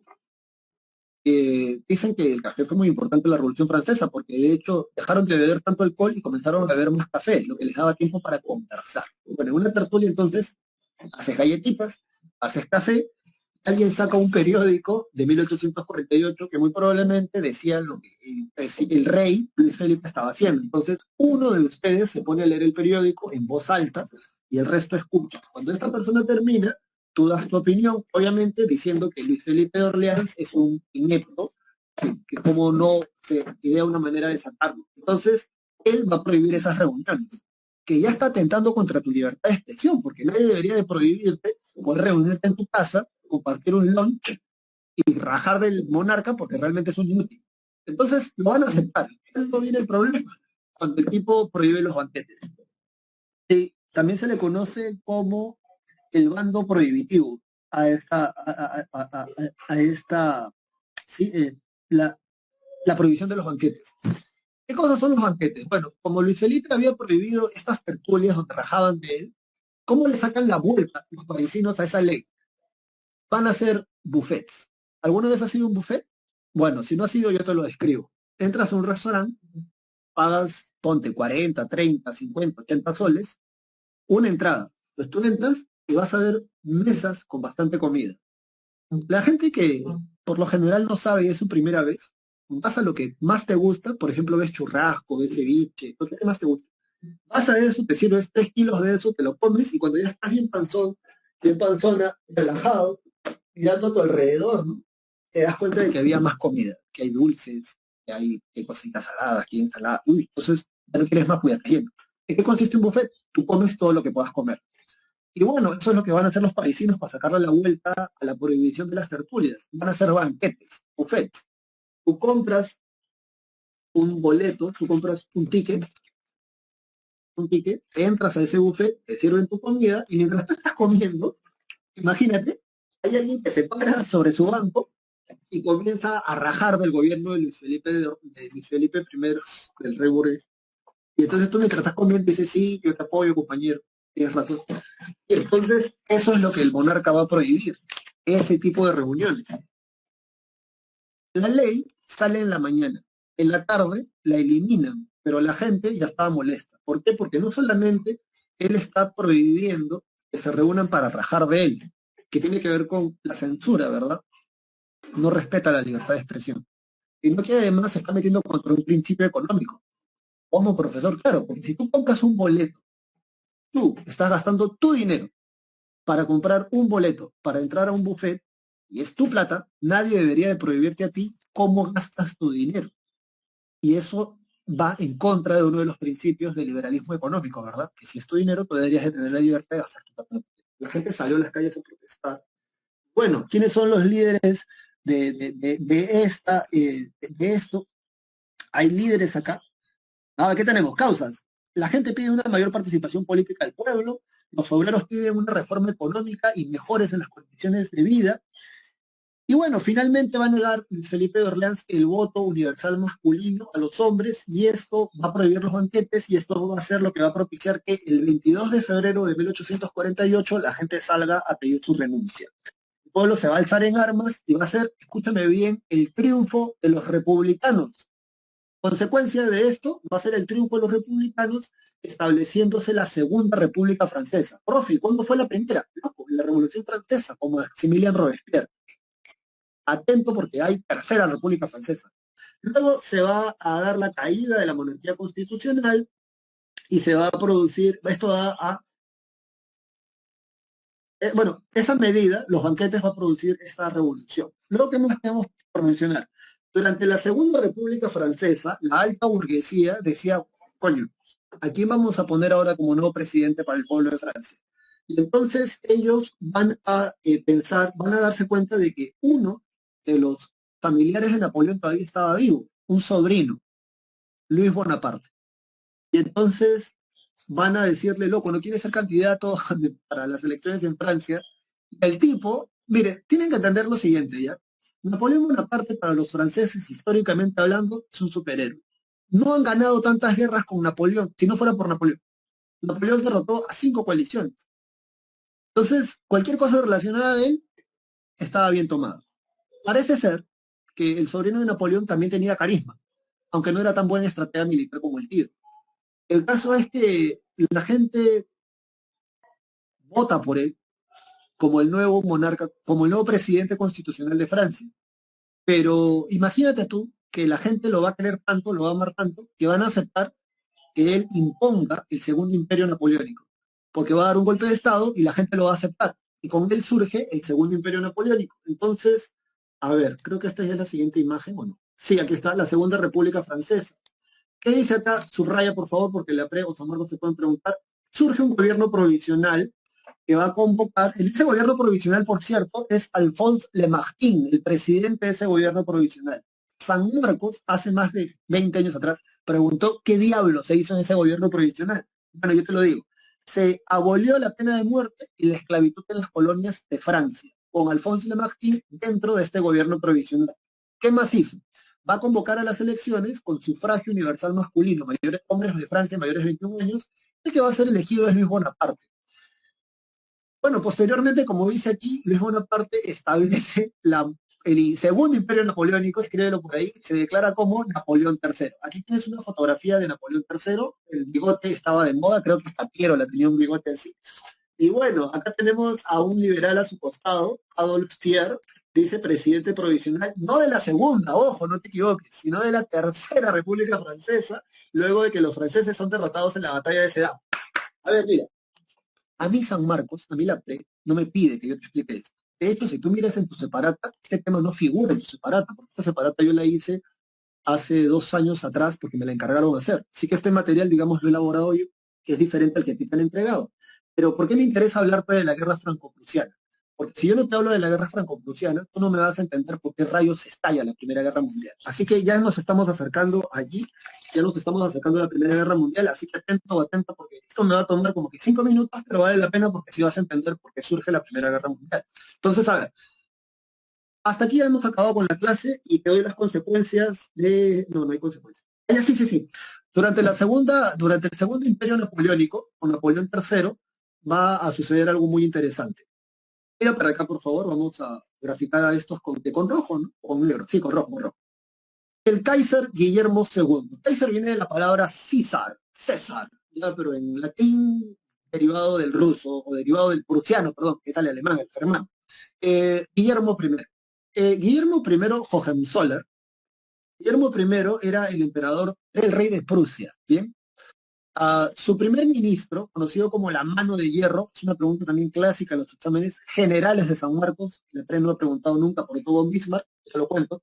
Otto von Bismarck, conocido como el canciller de hierro o la mano de hierro de Otto von Bismarck. Este sujeto, mira el gorro prusiano, que lo van a llevar después también el ejército chileno, en la guerra contra el Pacífico va a tener el mismo casco porque recibieron instrucción militar de ellos. El punto es que Otto von Bismarck le va a decir a su rey, ¿no? Su majestad le va a decir, ¿qué le parece? Algo así, para resumirte la historia mucho ya. ¿Qué le parece si fundamos el segundo Reich? ¿Cómo? O sea, el segundo sacro imperio germánico.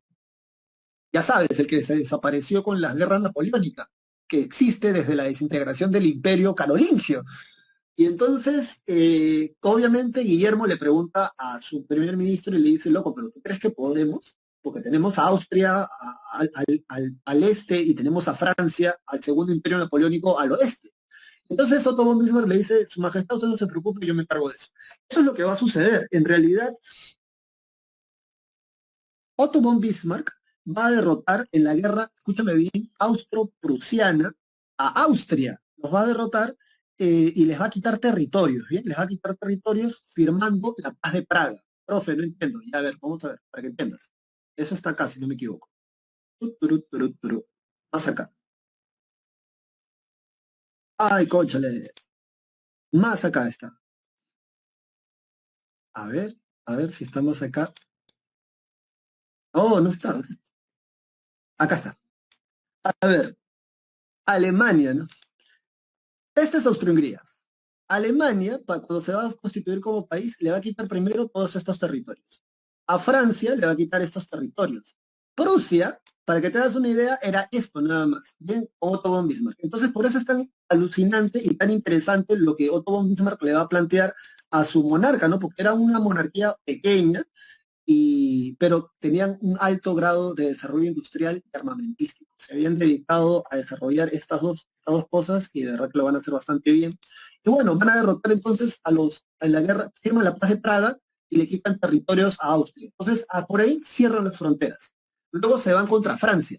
Y así estalla la guerra franco-prusiana. La guerra franco-prusiana termina, como dice acá, con la batalla de Sedan el 2 de septiembre de 1870, donde Otto von Bismarck captura a Napoleón III, poniéndole fin al segundo imperio napoleónico, creándose el tercer Reich, el segundo Reich, perdón, porque el tercero es de Hitler, después de firmar el Tratado de Frankfurt dentro del Palacio de Versalles. Y es así como, proclamado como emperador alemán en 1871, donde se firma este tratado, Guillermo I Hohenzoller va a ser el primer emperador del segundo imperio germánico. Su nieto, o sea, el nieto de este sujeto, es el que se lleva al mundo a la Primera Guerra Mundial. Sí, sí, sí, sí. Entonces, ahí lo tenemos, ahí lo tienes. Ya. Dicho esto, entonces, ¿qué más podemos mencionar acá? A ver, eh, aquí está esto, por cierto, es un texto de Karl Marx, ¿eh? Y aquí él te va a decir una de las razones, o va a graficar los niños y las niñas en Inglaterra durante la Segunda Revolución Industrial, cómo trabajan las criaturas en ese tiempo. Y bueno, no es algo que tampoco te debe sorprender desde el punto de vista emocional, porque aquí en el Perú tenemos, si es que tú no lo has hecho, alguna vez has trabajado de repente también, ¿no? Porque la necesidad es así, y el trabajo dignifica a la persona, por cierto. Entonces, aquí trabaja todo el mundo en esta época. Y es así como nos vamos a meter a la segunda revolución industrial antes de ya meternos a la primera guerra mundial, que creo que es la cosa fuerte aquí. Segunda revolución industrial, aprovecha rápidamente. La primera, ya sabes, de una manera un poco torpe tuvimos la primera revolución industrial. En todo caso, te doy el repaso. Recuerda, el mundo pasa de producir cosas a mano a producir cosas mediante la fuerza motriz, ¿verdad? Acuérdate de la máquina de vapor. Ya para la primera revolución industrial había desarrollado mucho lo que se conoce como la industria, esto, ¿no? De las locomotoras, de los trenes. Pero es en la segunda revolución industrial donde se va a aprovechar más, aunque ya en la primera se estaba dando. Entonces, ¿qué podemos mencionar aquí? Lo primero es la definición. Sí, lo primero es la definición. Así que, a ver, ¿qué cosa es la segunda revolución industrial o qué cosa te podrían preguntar? Déjame leer y después tú subrayas. Es la segunda etapa del proceso de industrialización, perdón, caracterizado por la, eso subraya, expansión del trabajo mecanizado a otros lugares de Europa. Alemania subraya principalmente, ¿ya? Porque es Alemania el país más industrializado del continente europeo. Profe, ¿por qué no subrayo Rusia e Italia a pesar de que aquí también están? Porque Rusia solo tiene una ciudad, de todo el imperio ruso, solo una ciudad, que creo que es San Petersburgo, y otra más, de todo el imperio ruso son industrializadas. Solo dos ciudades de todo ese territorio, loco, loca. No puedes decir que el país es industrializado solo porque tienen dos. Entonces, de hecho, tienen una industria muy pobre, y eso lo vamos a confirmar cuando estalle la revolución bolchevique. Sí, sí, eso lo vamos a confirmar ahí. Luego, Estados Unidos, cuando dicen Norteamérica, están diciendo Estados Unidos, aunque en ese tiempo le decían así, y en el lejano oriente, Japón. Características. Bueno, lo primero que tú vas a escribir acá en características es lo siguiente. Escribe, escribe. Producción en masa de bienes de consumo. O sea, alguna vez la PRE preguntó en qué momento de la historia se da la producción en masa de bienes de consumo. Y en las alternativas, acuérdate que ahora solo te ponen cuatro alternativas, figuraba primera revolución industrial, segunda revolución industrial. Entonces tú ya no vas a equivocarte, ¿verdad? Tú vas a poner como característica de la segunda revolución industrial, que es en este periodo donde se produce en masa bienes de consumo.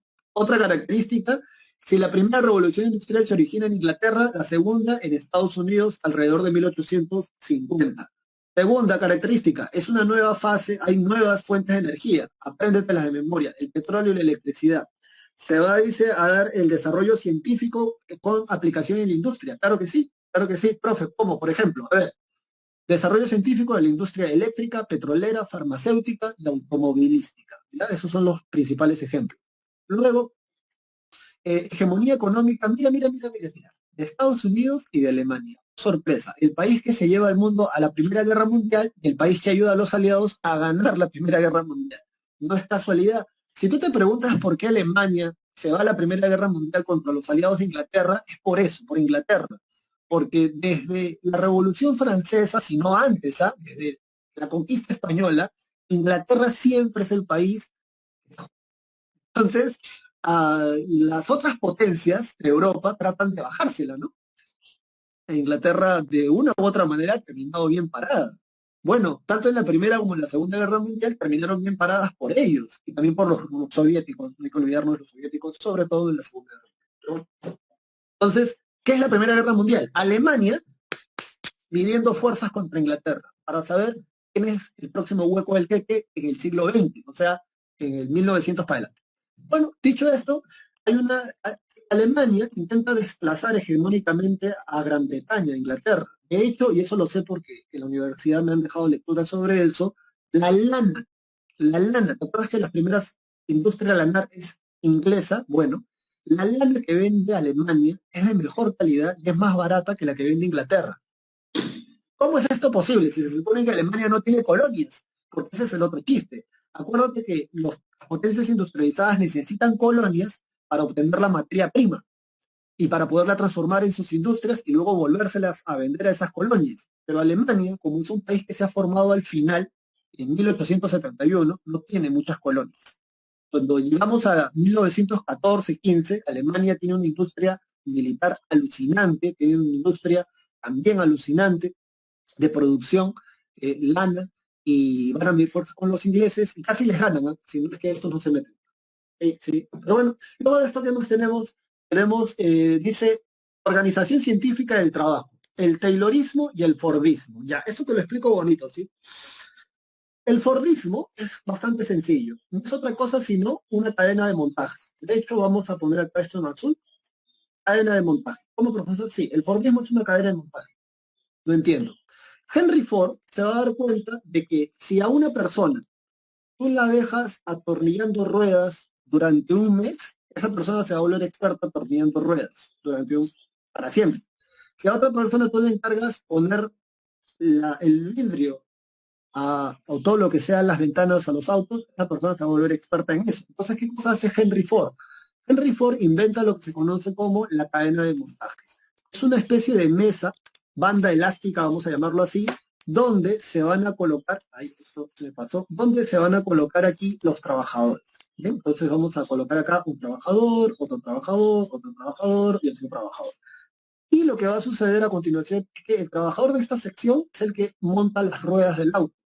Toda su vida ingresó a trabajar a los 15 años, se murió a los 72 atornillando ruedas. Era un experto atornillando ruedas. Entonces, esa es la cadena de montaje. Henry Ford se da cuenta de que va a reducir mucho el tiempo para producir un auto a través de este sistema. Hasta que llega Taylor. Taylor le va a decir a Henry Ford, supongamos porque son contemporáneos, Taylor le va a decir, loco, yo puedo hacer que te produzcan más autos con la misma cantidad de tiempo, pagándoles el mismo salario y con los mismos materiales que tienes acá. Entonces eso para Ford es imposible. Lo que es imposible porque, mira, estos locos ya trabajan más de 14 horas diarias, de lunes a lunes, y además yo ya tengo la cadena de montaje y al mes me producen 6 autos. Mira, le dice Taylor a Ford, si yo puedo hacer que produzcan más, ¿tú me pagas? Entonces Ford le dice, claro que sí, ¿no? Son burgueses, en la cuestión capital, el dinero, ¿no? Entonces, ¿qué dice Taylor? Taylor va a la fábrica de Ford, los reúne a todos los trabajadores y le dicen, para el siguiente mes necesito que me produzcan 12 autos, en la misma cantidad de tiempo, con el mismo salario y con esto. Si no creen que lo pueden hacer, pueden retirarse, ahí está la puerta, hay 1 millar de gente que está esperando ocupar su puesto, así, de frente.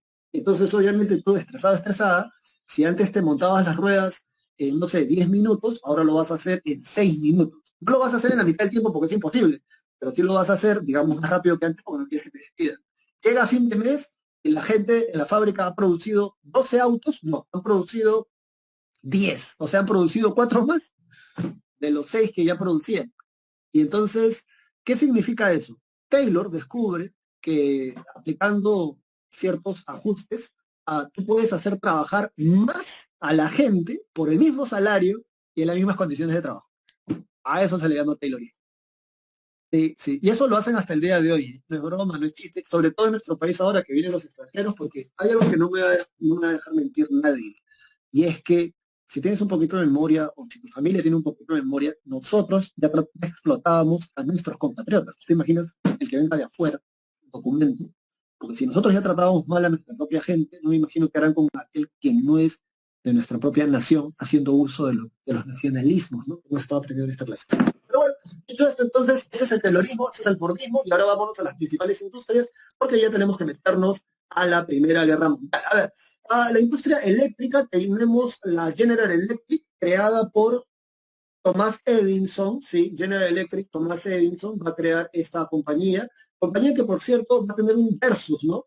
Va a tener un versus con la compañía de Nikola Tesla, ¿no? La compañía de Nikola Tesla que proponía la corriente alterna, que básicamente era la JP Morgan. Y la corriente alterna, que es la que tú y yo usamos en la actualidad. Esa guerra de recorriente se va a dar en 1880. Inventaron el foco, ¿no? El foco. Nos quitaron horas de sueño, decían, ¿no? Cuando inventaron el foco. Luego se va a desarrollar ¿no? Rockefeller. Este es Rockefeller, buscando una utilidad al petróleo, descubren la gasolina. Y bueno, la Standard Oil CO, la Standard Oil CO es una filial de la International, o mejor dicho, la IPC, si has estudiado ese tema, la International Petroleum Company, es una compañía petrolera afiliada a la Standard Oil CO que le pertenece a Rockefeller. Luego, en la industria farmacéutica, ya sabes, para el dolor de cabeza, las aspirinas Bayer y se crean las vacunas. La cuestión automovilística, Henry Ford va a ser el que va a revolucionar esto. Va a darle solución a un problema que en la actualidad tú y yo pensaríamos inimaginable, la caca de los caballos. ¿Cómo, profe? Sí. Antes la gente cómo se transportaba, y me refiero a la gente que tiene plata, obviamente, que puede pagar, ¿no? Pero antes la gente usaba caballos. Y cuando eran carrozas grandes, más de un caballo. Eran a veces 4 y lo más cachones, 6 caballos. Pero loco, loca. ¿Tú sabes cómo cagan esos animales? en Nueva York, en Londres, era un rollazo, porque habían cuadrillas enteras de gente limpiando la caca de los caballos. Era un problema. Cuando Henry Ford inventa los autos, le van a dar solución a un problema que ya era un problema, que era qué hacer con los caballos y la caca que derivaba de esta labor, ¿no? De transportar gente. Luego, la industria del acero, muy importante, la Bessemer, Bismarck. Esta, Andrew Carnegie, pronunciar así. Consecuencias, eso es lo importante. Surgimiento de los grandes monopolios industriales. A ver, rápidamente, surgen los cárteles, los holding, los trusts. Claro que sí, sí, van a surgir esos monopolios. Ah, bueno, esto no es clase de economía, pero aprovecho ya. ¿Qué cosa es un cártel? Un cártel, acuérdate, es un acuerdo informal entre empresas del mismo sector, cuyo fin es reducir o eliminar la competencia en un determinado mercado. ¿Qué es un trust? No es truza, es trust, porque es una palabra en inglés. Es un conjunto de empresas dirigidas por otra empresa que controla todo el proceso productivo o buscan dominar un sector específico del mercado. Eso vendría a ser un trust. Ahora, si has visto un trust, ahora, si has visto 50 sombras de Grey, o si has leído las obras, yo he leído los 3 tomos, por cierto. Salía con una chica hace años, cuya psicóloga le había dicho, si quieres entender a tu pareja, que ese tiempo era yo, lee 50 sombras de Grey. Ella nunca lo leyó ya, pero a mí me llamó la atención, pues yo me lo descargué en mi celular, porque no iba a pagar por eso. En PDF, gratis, en menos de un minuto. Y me leí los 3 tomos. Y bueno, ¿por qué te lo menciono? Porque el personaje principal de esa obra tiene una empresa que se llama Grey Enterprise Holding. Entonces, ¿qué diablos es un holding? Bueno, el personaje es un personaje controlador, ¿verdad? Y su empresa básicamente también funciona así. Un holding es una empresa que es la más fácil de todas, ¿ah? Controla a otra empresa mediante la compra total o la compra parcial de sus acciones. Compras más del 50% de las acciones de una empresa, ya la controlas, porque prácticamente es tuya. Entonces, un holding es una empresa que controla a otras empresas mediante la compra total o parcial de sus acciones. Y bueno, acá tenemos esto después viene la crisis económica en 1873, el gran pánico en Estados Unidos. De hecho, mucha gente comienza a migrar a los Estados Unidos por la segunda revolución industrial, lo que le va a dar mano de obra y es un golazo en ese sentido para ellos hasta que llega la crisis, luego se van a recuperar. Sobrepoblación europea y la migración del siglo XIX. Muchos europeos van a buscar, puedes anotar por ahí, el American Dream, ¿no? El sueño americano en Estados Unidos. Se va a dar la sobreproducción y la búsqueda de nuevos mercados, dándose el neocolonialismo. Profesor, ¿qué es el neocolonialismo? Ya, eso te lo voy a explicar en un momento, porque no es el colonialismo como ya lo habíamos visto en la época de los españoles durante la invasión o conquista, no, esto va a ser un nuevo sistema mucho más eficiente inclusive que el anterior. Y bueno, ya estamos a las 11:31, así que esto te lo explico bastante rápido. ¿Qué es el neocolonialismo? Muy fácil. Primero, las principales potencias coloniales finales del siglo XIX son Inglaterra a la cabeza. Es el país que tiene más colonias en el mundo. El segundo país que tiene más colonias en el mundo, Francia. Y el último que ha llegado, porque se ha formado recién, ese es Alemania, que va a medir fuerzas, ya sabes, con Inglaterra durante la Primera Guerra Mundial. Estas potencias colonialistas se caracterizan porque son grandes imperios coloniales y van a aplicar esto, el neocolonialismo. Profe, ya, ahora sí explique. Bueno, mira, te lo explico rápido. Acá tenemos a la colonia, ¿ven? De color azul. En rojo y con un cuadrado, porque tiene mente cuadriculada, tenemos a la metrópoli, ¿bien? Entonces, antes, ¿cómo era el chiste? Escúchame, antes la metrópoli enviaba ejército a la colonia, ¿verdad? Con ese ejército sometían a la población, sacaban la materia prima, vamos a aquí usar M y P, la materia prima, y esa materia prima se la llevaban de nuevo a la metrópoli. ¿Cuál es el problema? Mandar ejército a estos territorios es costoso, porque tienes que pagarles el salario, tienes que ver por ellos, a veces hay problemas con la gente del ejército porque abusa de la población a la cual van a controlar, entonces hay mucho rollo. Para mediados del siglo XIX, los imperios colonialistas se dan cuenta de una cosa. Hay países que ya se han independizado, como por ejemplo en América, que son bastante, o sea, que se puede torcer la voluntad de las autoridades. Corrupción. Entonces, en vez de mandar un ejército, los imperios colonialistas lo que van a hacer es algo muy sencillo. Van a mandar diplomáticos, embajadores o representantes empresarios de estos países industrializados. Van a firmar contratos donde sacan la materia prima casi casi regalada, obviamente rompiéndole la mano a las autoridades de estos países, Y así, y así se ahorraron todo el rollo de someterlos, se ahorraron todo el rollo de que les caigan mal porque están invadiéndolos, y esa va a ser el neocolonialismo. Ya no necesitan ejército, solo necesitan un embajador, un diplomático, un buen empresario que le rompa la mano a estos países en vías de desarrollo para que ellos saquen la materia prima barata y luego se la vuelvan a vender. Eso es el neocolonialismo. Entonces dice acá, ¿no? Dominación política de un país, política y económica de un Estado industrializado, ahí puedes poner Inglaterra, porque acuérdate que el principal prestamista del Perú, hasta antes de Leguía, es Inglaterra, con estados menos desarrollados. Bueno, en estados menos desarrollados puedes poner ahí Perú, siglo XIX, siglo XX, ¿no? Y dice, es la era del imperialismo alcanzó su apogeo entre 1875 y 1914, durante la Segunda Revolución Industrial. Grandes capitales europeos van a colonizar el mundo. O sea, los europeos tienen dinero, están buscando mercados donde invertir ese dinero. Y hay surgimientos de las grandes empresas multinacionales que son las que hemos visto en la parte anterior. Luego de esto dice búsqueda de materias primas, que ya te lo expliqué, acumulación de dinero también, inversión también, sobreproducción también, exaltación nacionalista, sí, sí, los alemanes, los italianos, visión eurocéntrica del mundo. Ahí puedes escribir las famosas 3C. Como profesor, sí. Son cristianos, son comerciantes y son civilizados. Esas 3C te van a dar comercio, cristianismo y civilización. Con esa excusa, con el rol civilizador de la raza blanca, dicen acá, pero debe ser Aria, que es lo que va a decir Hitler, van a tratar de imponerle sus sistemas de gobierno, de pensamiento y de religión y economía a los países en África y en Asia, empobreciéndolos más, o empobreciéndolos de hecho. Bueno, y aquí está la reina Victoria, que es la que consigue el auge y el apogeo de Inglaterra a finales del siglo XIX. Están acá sus dos ministros, Benjamin Disraeli y Edward Gladstone. Son los dos ministros de Inglaterra que van a hacer que Inglaterra sea el país más poderoso durante la segunda mitad del siglo XIX, o todo el siglo XIX. Y bueno, finalmente, ya para meternos a la Primera Guerra Mundial, las conferencias de Berlín. ¿Cómo es? ¿A qué sabe? ¿Qué fueron? ¿Cómo fueron? Bueno, las conferencias de Berlín, como dice aquí en la pantalla, iba a decir en la pizarra, como dice aquí en la pantalla, a ver, vamos a ver acá, lee conmigo porque es bastante sencillo. Mira, dice, convocada por Otto von Bismarck, ¿te acuerdas? El canciller de hierro, en 1884. En ella van a participar las principales potencias. Esto es fácil, ¿eh? Las principales potencias europeas, Estados Unidos e incluso el Imperio Turco Otomano. Ahora, ¿para qué van a participar?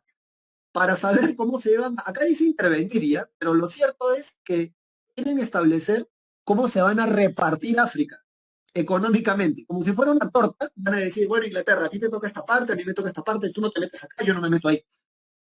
Los únicos países, y eso fue pregunta del ciclo pasado, que quedaron libres de esto fueron Etiopía y Liberia, porque no van a estar sometidas a la dominación colonial de estos países. Y así se repartían el mundo como si fuera de ellos, y hasta el día de hoy parece ser que lo siguen haciendo. Por eso hay tanta gente que habla de los, ¿cómo se llama esto?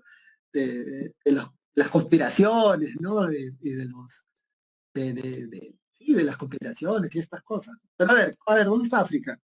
África, hecho, ¿dónde está África?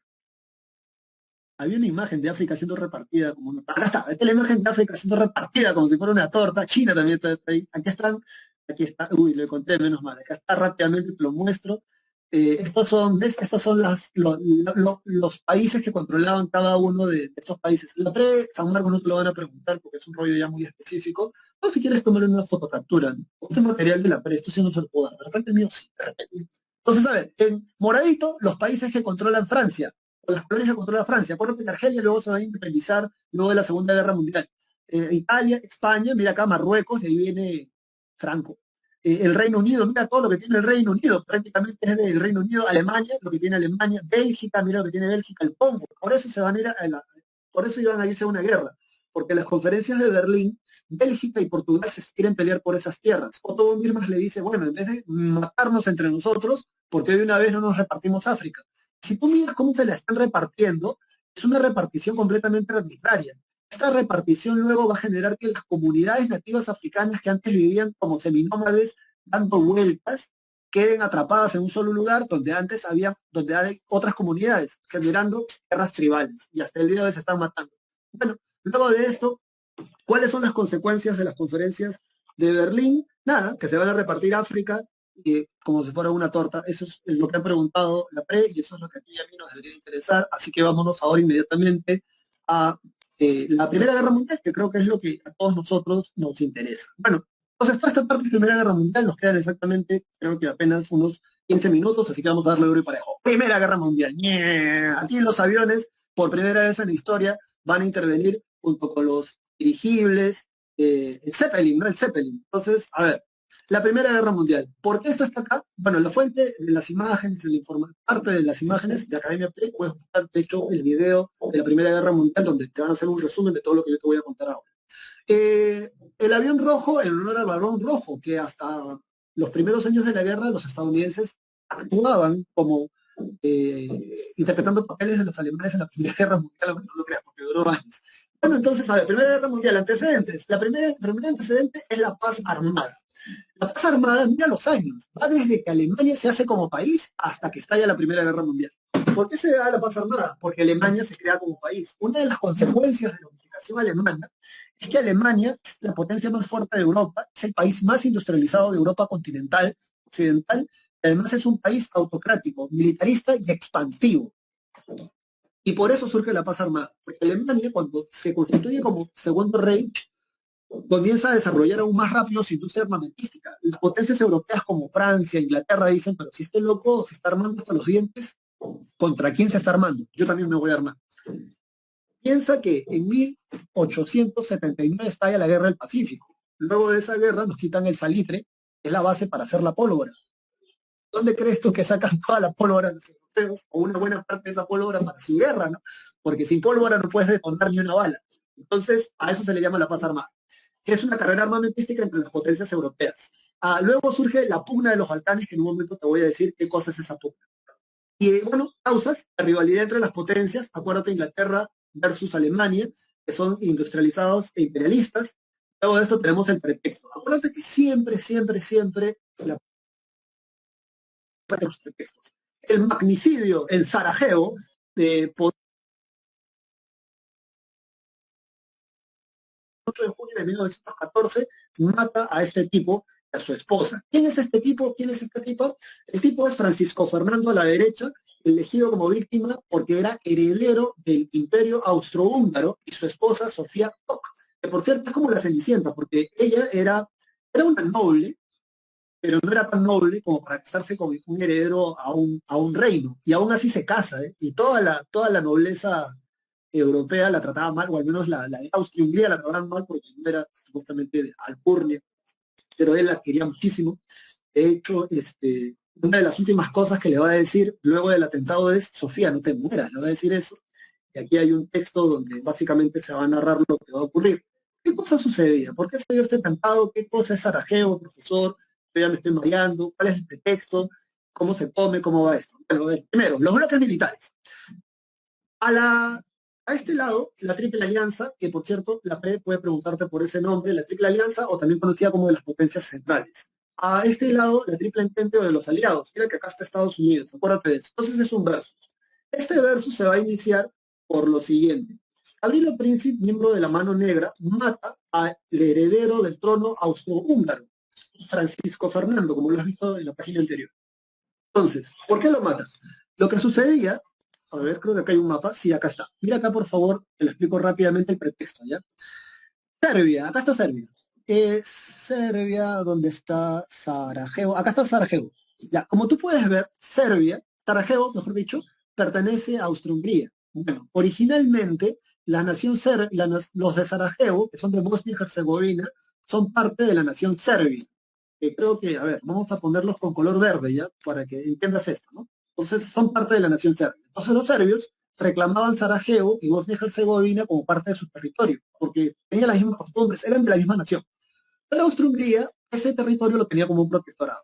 El heredero al trono austrohúngaro va a Sarajevo a hacer una visita protocolar, que además estaba dispuesto a darle más derechos a la gente de Sarajevo que estaban pidiendo ser reintegrados a Serbia. Ahora, los serbios estaban apadrinados por los rusos, por eso Serbia se enfrenta tanto a Austria-Hungría, pero a los austrohúngaros, aquí los apadrina a ellos, los alemanes. Bien, entonces, piensen eso. Luego, cuando Gabriel Príncipe mata al heredero del trono austrohúngaro, que era miembro de este grupo terrorista conocido como la Mano Negra, que es un grupo terrorista serbio, Alemania le dice a Austria-Hungría: diles que en 3 días desmilitaricen Sarajevo y que dejen ingresar a todo tu ejército. Faltando 2 horas para el ultimátum, los gobernantes de Sarajevo dicen, está bien, vamos a desmilitarizar, aceptamos todos los acuerdos para rendirnos, pero Austria-Hungría, por presión de Alemania, invade Sarajevo de todas maneras, y es ahí donde estalla la guerra. ¿Por qué? No te pierdas esto, ¿eh? Aquí un país arrastra a otro país. Primero, Serbia le declara la guerra a Austria-Hungría. Es un país minúsculo, ¿no? Pero ¿por qué le declara la guerra? Bueno, te estaba padrinando. Entonces Austria-Hungría le declara la guerra a Serbia. Cuando eso sucede, el Imperio Ruso le declara la guerra a Austria-Hungría. Y cuando eso sucede, a Italia le declara la guerra al Imperio Ruso. Cuando Italia le declara la guerra al Imperio Ruso, Francia le declara la guerra a Italia. Y cuando eso ocurre, Alemania le declara la guerra a Francia y finalmente Inglaterra le declara la guerra a Alemania. Parece chistoso, parece chiste, pero no lo es. Un país en la Primera Guerra Mundial arrastra a otro país. La gente de tu edad se van cantando porque piensan que antes de que llegue diciembre van a terminar la guerra, porque se inicia, ¿sabes? 28 de julio, 1914. Entonces, bueno, los aliados, la Triple Entente, Francia, el Reino Unido, el Imperio Ruso, Italia se va a pasar en 1915, se va a pasar de la Triple Alianza a la Triple Entente. Los italianos, para cambiarse de bando, son una cosa bastante interesante. Son líderes, ¿no? No la gente del pueblo. Está el Imperio japonés, también pelea a favor de los aliados en la Primera Guerra Mundial. Ya sabes que los que ponen la balanza al favor son los Estados Unidos, y acá en la Triple Alianza tenemos a el Imperio Alemán, el Imperio Austrohúngaro, el Imperio Otomano y el Imperio Búlgaro. Se les conoce como de las potencias centrales por el mapa que estás viendo acá, por el mapa que estás viendo aquí. ¿Ves? Estas son las potencias centrales y estas son los aliados. Son los países que tienen más colonias juntos, los aliados. Luego, si miras acá, en esta fotografía, todos son familia. Y todos los que tú ves ahí sentados se van a pelear después. Como profesor, sí, esta gente es chistosa, porque, o sea, es como que tú y yo seamos primos, primos hermanos, sobrino, tío, y mandemos a nuestros súbditos a que peleen nuestras guerras. ¿Por qué mejor no se sacan la mugre ellos, ¿verdad? En sus palacios, a ver quién termina desmayado, quién termina muerto, y así le evitan la muerte a sus súbditos, ¿no? Eso sería más honorable.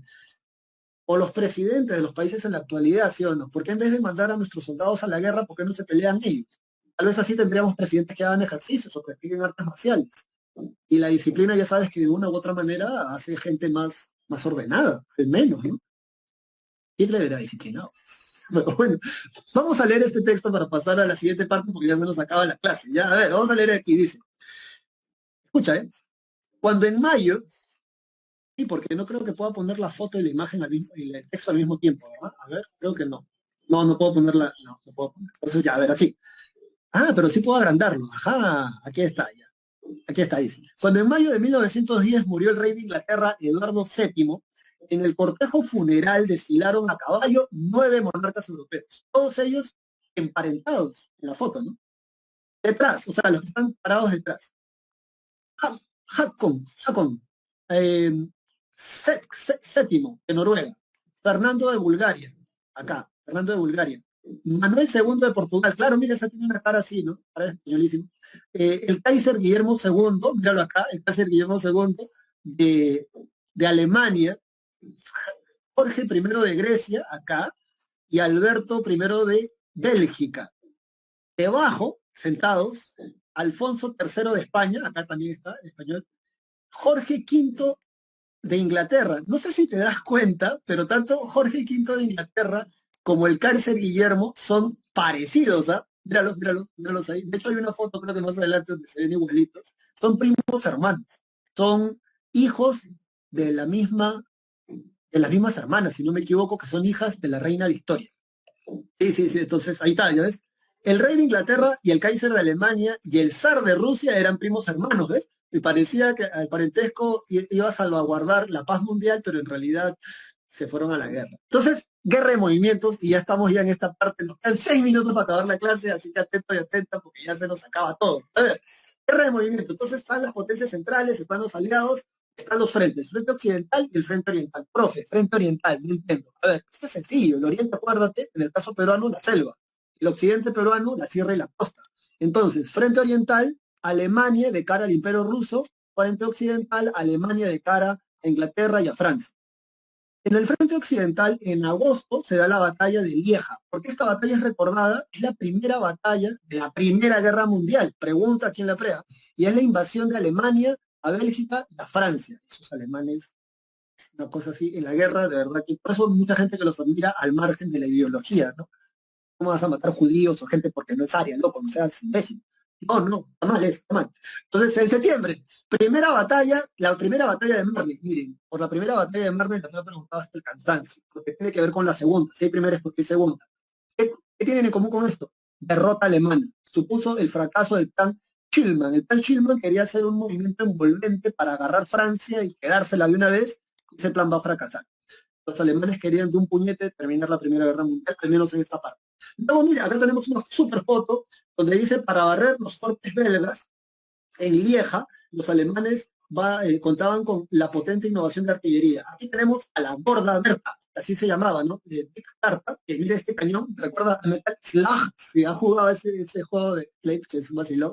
Luego tenemos aquí el Zeppelin, que va a inaugurar los bombardeos en Lieja, con el triste honor, ¿no? De ser la primera ciudad bombardeada desde el aire. En el frente oriental, o sea, Alemania declara el Imperio Ruso. Ya, aquí tengo que decir algo que es muy importante porque tiene que ver con la Revolución Rusa. Rusia no era un país industrializado. Cuando las potencias europeas van a la Primera Guerra Mundial, van con caballos. Loco, loca. ¿Cómo vas a llevar caballos a la Primera Guerra Mundial?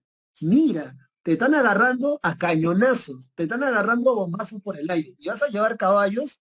Pues sí, voy a llevar caballos. Y bueno, los rusos sobre todo, la Primera Guerra Mundial es la última vez en la historia donde van a ser usados animales para la guerra. Sí. Y bueno, los rusos van a ir a pelear con armas que eran de la guerra franco-prusiana, o sea, de 30 años atrás. Los alemanes van con metralletas, gas mostaza, granadas, cañones, zeppelins, aviones. Tú vas a ir con espadas y rifles de hace 30 años atrás.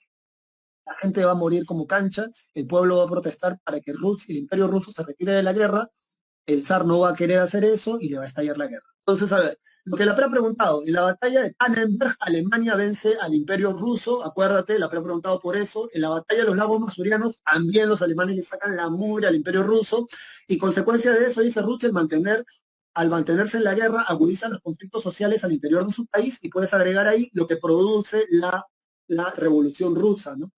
Bueno, en la segunda parte de esto, y ya creo que ya estamos ya casi ya por terminar, a ver, sí, ya nos quedan 4 minutos, así que atento. Guerra de posiciones. ¿Por qué se le llama guerra de posiciones? Porque las potencias europeas, los aliados, van a decir lo siguiente, ¿ya? Miren, ¿qué tal si desgastamos a los alemanes? Hacemos trincheras alrededor de toda esta frontera y así, como nosotros tenemos más colonias, o sea, los países en verde, vamos a desgastar porque los alemanes no tienen tantas colonias, se van a quedar sin materia prima y no van a tener cómo sostener la guerra. Por eso se llama guerra de posiciones. ¿Bien? Entonces dice, derecha, trincheras alemanas en el frente occidental, debajo el submarino U-20, que el 7 de mayo de 1915, porque es importante el U-20, hundirá al RMS Lusitania. 128 estadounidenses van a perder la vida. Profe, ¿por qué ese dato es importante? Porque con ese hecho, Estados Unidos toma como pretexto esto para meterse a la Primera Guerra Mundial, pero no en ese momento, sino 2 años después, en 1917, como dice por acá, ¿no? Sí, en 1917, ¿ves? Estados Unidos en abril le declara la guerra al Tercer Reich, tomando como pretexto esto que había pasado 2 años atrás, ¿no? Van a esperar a ver quién se saca la mugre primero y van a apoyar al país al que más les convenía a ellos, que son sus familiares, además, ¿no? Inglaterra, porque ya saben que Estados Unidos son descendientes de ellos. En el frente occidental, en la segunda parte, guerra de posiciones, se da la guerra de trincheras. Desde el Mar del Norte, como vimos acá en el mapa, Mar del Norte hasta el Mar del Norte, hasta todo lo que es el sur de Francia. Suiza, dice aquí. Luego, en este mismo año, 1915, se da la guerra submarina en Alemania, se da la batalla de los Dardanelos, donde los van a derrotar a la Armada Naval Franco-Británica. Se supone que en esa batalla también los aliados iban a finiquitar la guerra, los alemanes le van a sacar la mugre. En enero de 1916 se da la batalla de los Dardanelos, donde hay una victoria turca otomana, que es la misma, ¿no? Ellos están ahí manteniendo posición. Luego, el Barón Rojo, ¿no? En la guerra nunca se había empleado gases venenosos con armas de gran alcance, y aquí los alemanes van a ser los primeros en usarlo. Mira, el pobre burro tiene un gas, una máscara contra el gas. Aquí está tripulando Fokker, ¿no? Manfred von Rinkhofer, ¿no? El Barón Rojo, ¿no? Famoso alemán que logró derribar a más de 80 aeroplanos enemigos. Y luego tenemos acá, mira, acá tenemos acá a la derecha, un tanque, ¿eh? El general Patton, para aquellos que les gusta la guerra, sabrán de quién estoy hablando, en 1918 está al lado de un carro blindado. ¿Quién ha fabricado este carro blindado que más bien parece un tanque de Metal Slug? Renault, el FT-17. Renault. Bueno, y luego tenemos acá la batalla de Verdun, donde Francia va a detener la ofensiva alemana, y entre julio y noviembre se va a dar la batalla de Somme, donde la ofensiva aliada, o sea, los aliados van a fracasar. Bueno, ya estamos ya por acabar la clase, así que ¿qué cosa podemos agregarle a esto? En enero de 1917, como las cosas ya están un poco en contra de los alemanes, se va a dar el telegrama Sigma. El embajador de los Estados Unidos le escribe al embajador en México de Alemania y le dice que si México le declara la guerra a los Estados Unidos, Alemania les va a entregar los territorios que los gringos les han quitado durante el siglo XIX. Ya saben, antes no tenían salida hacia el Atlántico. Bueno, y ya estamos ya a un minuto de acabar la clase, así que ya, guerra de movimientos y la parte final. En el frente occidental, vamos a agrandar un poquito esto para que se vea todo mejor. Ya está. En el frente occidental, o sea, de cara para acá, entre julio y agosto se da la segunda batalla de Marne y que, igual que la primera, Alemania es derrotada. Así que subraya eso. En noviembre se da el armisticio de Compiègne bajo los 14 puntos del presidente Gordon Wilson, o 18 puntos, pero son los puntos de Gordon Wilson, presidente de los Estados Unidos. El presidente de los Estados Unidos dice, bueno, alemanes, yo creo que ustedes se pueden rendir bajo estos términos. Entonces los alemanes en noviembre dicen, está bien, vamos a hacer un alto al fuego, armisticio en los campos de Compiègne, que están por acá ya. Los campos de Compiègne, y ya se terminó la clase, sí, ya ver para explicártelo, porque ya sí, gracias, tutor. En la guerra franco-prusiana, 1871, Otto von Bismarck le quita Alsacia y una parte de Lorena a Francia, que es esta zona que está acá. ¿Bien? Esta zona que está aquí. Entonces, en ese mismo territorio, dentro de un vagón, los alemanes firman el armisticio de Compiègne, donde se da el alto al fuego, y al año siguiente, en 1919, se firma el Tratado de Versalles. Estos acuerdos que están acá del Tratado de Versalles, tú te los vas a aprender de memoria, porque tanto San Marcos como las Pérez los han preguntado. De hecho, lo que más han preguntado es lo siguiente. Son la principal causa para que Hitler se vaya a la guerra con Alemania por segunda vez, ¿ya? Porque, según Hitler, los acuerdos del Tratado de Versalles eran humillantes para la nación, y acuérdate del nacionalismo alemán. Bueno, y en marzo se firma el Tratado de Brest-Litov, la P, por esto ha preguntado hasta el cansancio, tú te lo aprendes de memoria, donde Rusia se retira de la guerra. 3 veces vas a ver este dato en las separatas. Esta es la primera vez. Es tan importante que 3 veces figura, así que tú te lo tienes que aprender de memoria. Consecuencias de eso, dice, Alemania movió todo su ataque al frente occidental, pero después de eso, en noviembre, porque esto va a ser en marzo, por eso están las fechas, en noviembre van a terminar rindiéndose. Consecuencias, te las aprendes de memoria, por favor. Surgen nuevos países, de hecho esto lo vas a poder ver solamente si lo ves así con el mapa grandote. A ver, vamos a ampliarlo. Y está, a ver, así vas a ver los países que surgen como consecuencia de la Primera Guerra Mundial. Escúchame porque ya acabamos. Finlandia, Estonia, Letonia, Lituania, Polonia, Yugoslavia, Checoslovaquia y Hungría, que son todos estos países que tú ves acá, todos estos países que tú ves aquí, van a surgir como frontera. Mira, esa gente es loca, ¿eh? Van a surgir todos estos países como frontera para que Rusia ya no tenga fronteras con Alemania. ¿Cómo, profe? Sí, porque en el Tratado de Brest-Litov los alemanes obligaron al Imperio Ruso a que independice todos estos países, de tal manera que ya los alemanes no tengan que cuidar su frontera contra el Imperio Ruso, sino contra estas nuevas naciones, que como son nuevas es más fácil de acordar y transar con ellos, porque además los alemanes le dieron la independencia prácticamente. Y bueno, el presidente Gordon Wilson propone la Sociedad de Naciones, que es el antecedente de la ONU, y escribe ahí que va a ser un fracaso. Dicho esto, chicos y chicas, gracias por tu atención. Yo te voy a dar las claves acá y con eso hemos terminado nuestra clase. Chicos y chicas, pueden ir a su recreo. Disculpen el tiempo robado. Espero que la clase te haya sido en todo caso útil y provechosa para para responder bien. Nos vemos la próxima semana. Les paso las encuestas, ¿verdad? Me estoy olvidando. Les paso las encuestas. Gracias por el tiempo robado. Cuídense mucho, que la fuerza los acompañe y te doy las claves, ¿ya? A ver, la número uno es la letra A de América, de ángeles, de amantes, de alegría. La número 2 es la letra C, de Constantinopla, de Constancia, de Cristo, de crucifixión, de clavado. La número 3, la número 2 es la C. La número 3 es la letra B, de Barbados, bárbaro, de banco, de barro, bestia, de bella, de bello, de, de baboso. La número 4 es la letra número B también, sí, la letra número B, ya, sí, de burro. La número 5 es diamante, la número 5 es diamante. Chico, chica, gracias por tu atención, nos vemos la próxima semana, estudia mucho, no te rindas, yo sé que es pesado, tú mantente. Gracias a la gente aquí, a Camila, Omar, Alejandra, Jennifer, porque es con doble N, a Natalia, a Nicolás Altamirano Ruiz, a Sofía, muchas gracias a todos ustedes, cuídense mucho, que la fuerza los acompañe. Y nada, nos vemos la próxima semana. Gracias, Nicole, Sofía, otra vez, Nicolás. Chao, chao.